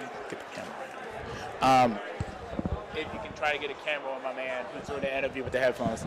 Yeah, no, listen, that was a great finish. That was a great finish. I mean, you guys completely just flipped the script. You guys completely flipped the script altogether, found a way to come back. I know you guys kind of have like a young team, but, you know, they always been playing well with great energy, and kind of give me a second, guys. I'm doing like multiple things at once. I want y'all to see the man himself, because I want y'all to understand. There we go. We finally got you on camera, my guy. All right, where is it? Now, there it is. There it is. Listen, now we can do these booth interviews correctly. There we go. Oh my goodness, yes. So, Mr. White, listen, those 2 catches that you made, tell me what was running through your head, because it was you and like one other person when you made that first catch, because you knew if you didn't make that catch, BG was going to lose. What was running through your mind while you was trying to make those catches? Do your job. That has been my job on this team since I came here. I made the roster because I was a great catcher, and I've just evolved as a player, and everything that was running through my mind, having a couple drops earlier in the game, and just saying to myself, do your job. And that's what I did. Went out there, made that catch, and got another one. You did your job extremely well. I've been telling people that have been watching this game, Mr. White's job is to make catches and to do it with a lot of confidence, to let his teammates know we are still in this. So, listen, wow. My mind is still, yeah. Is there any other thoughts, comments, or concern that you want the rest of the NCDA to know, because that was your even match against Penn State? What do you want the rest of the league to know? Please single throw me. Don't do that. Guys, I'm telling you, guys, listen. I was at the war just like in February. I was telling people, do not throw at Mr. White by yourself. You better put 3 or 4 on him at the minimum, because if you throw a single catch, he will look you in the eye and he will tell you, what are you doing and what are you thinking?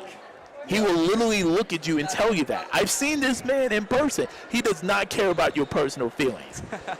And that let me know, I was like, okay, this man is different.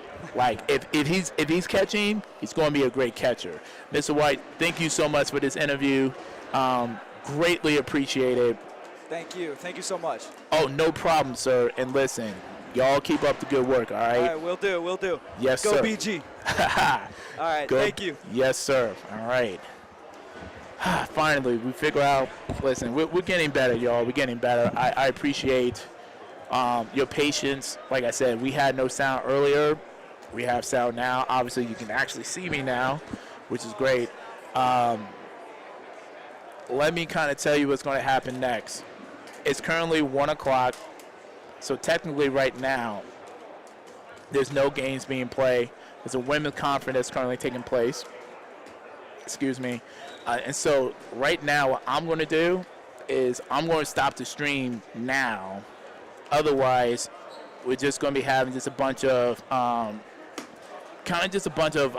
dead time taking place, okay? So just kind of just bear with me for a second. What was the score here? The score was 5-4 in favor of BG. So BG won in overtime. They came back in overtime. They come back in overtime. All right, cool. So like I was saying before, I'll be back around 1:30. We're going to be doing the Ohio versus Towson game. Should be a great game. Okay, and we'll be back. We should be back like around 1:30. And I also got to give you something to eat too. So, all right, guys. I'll see you guys soon. And we'll have Ohio State versus Towson, and then Penn State versus Michigan State, and then we'll be done for day 1. Okay, so I'll be back.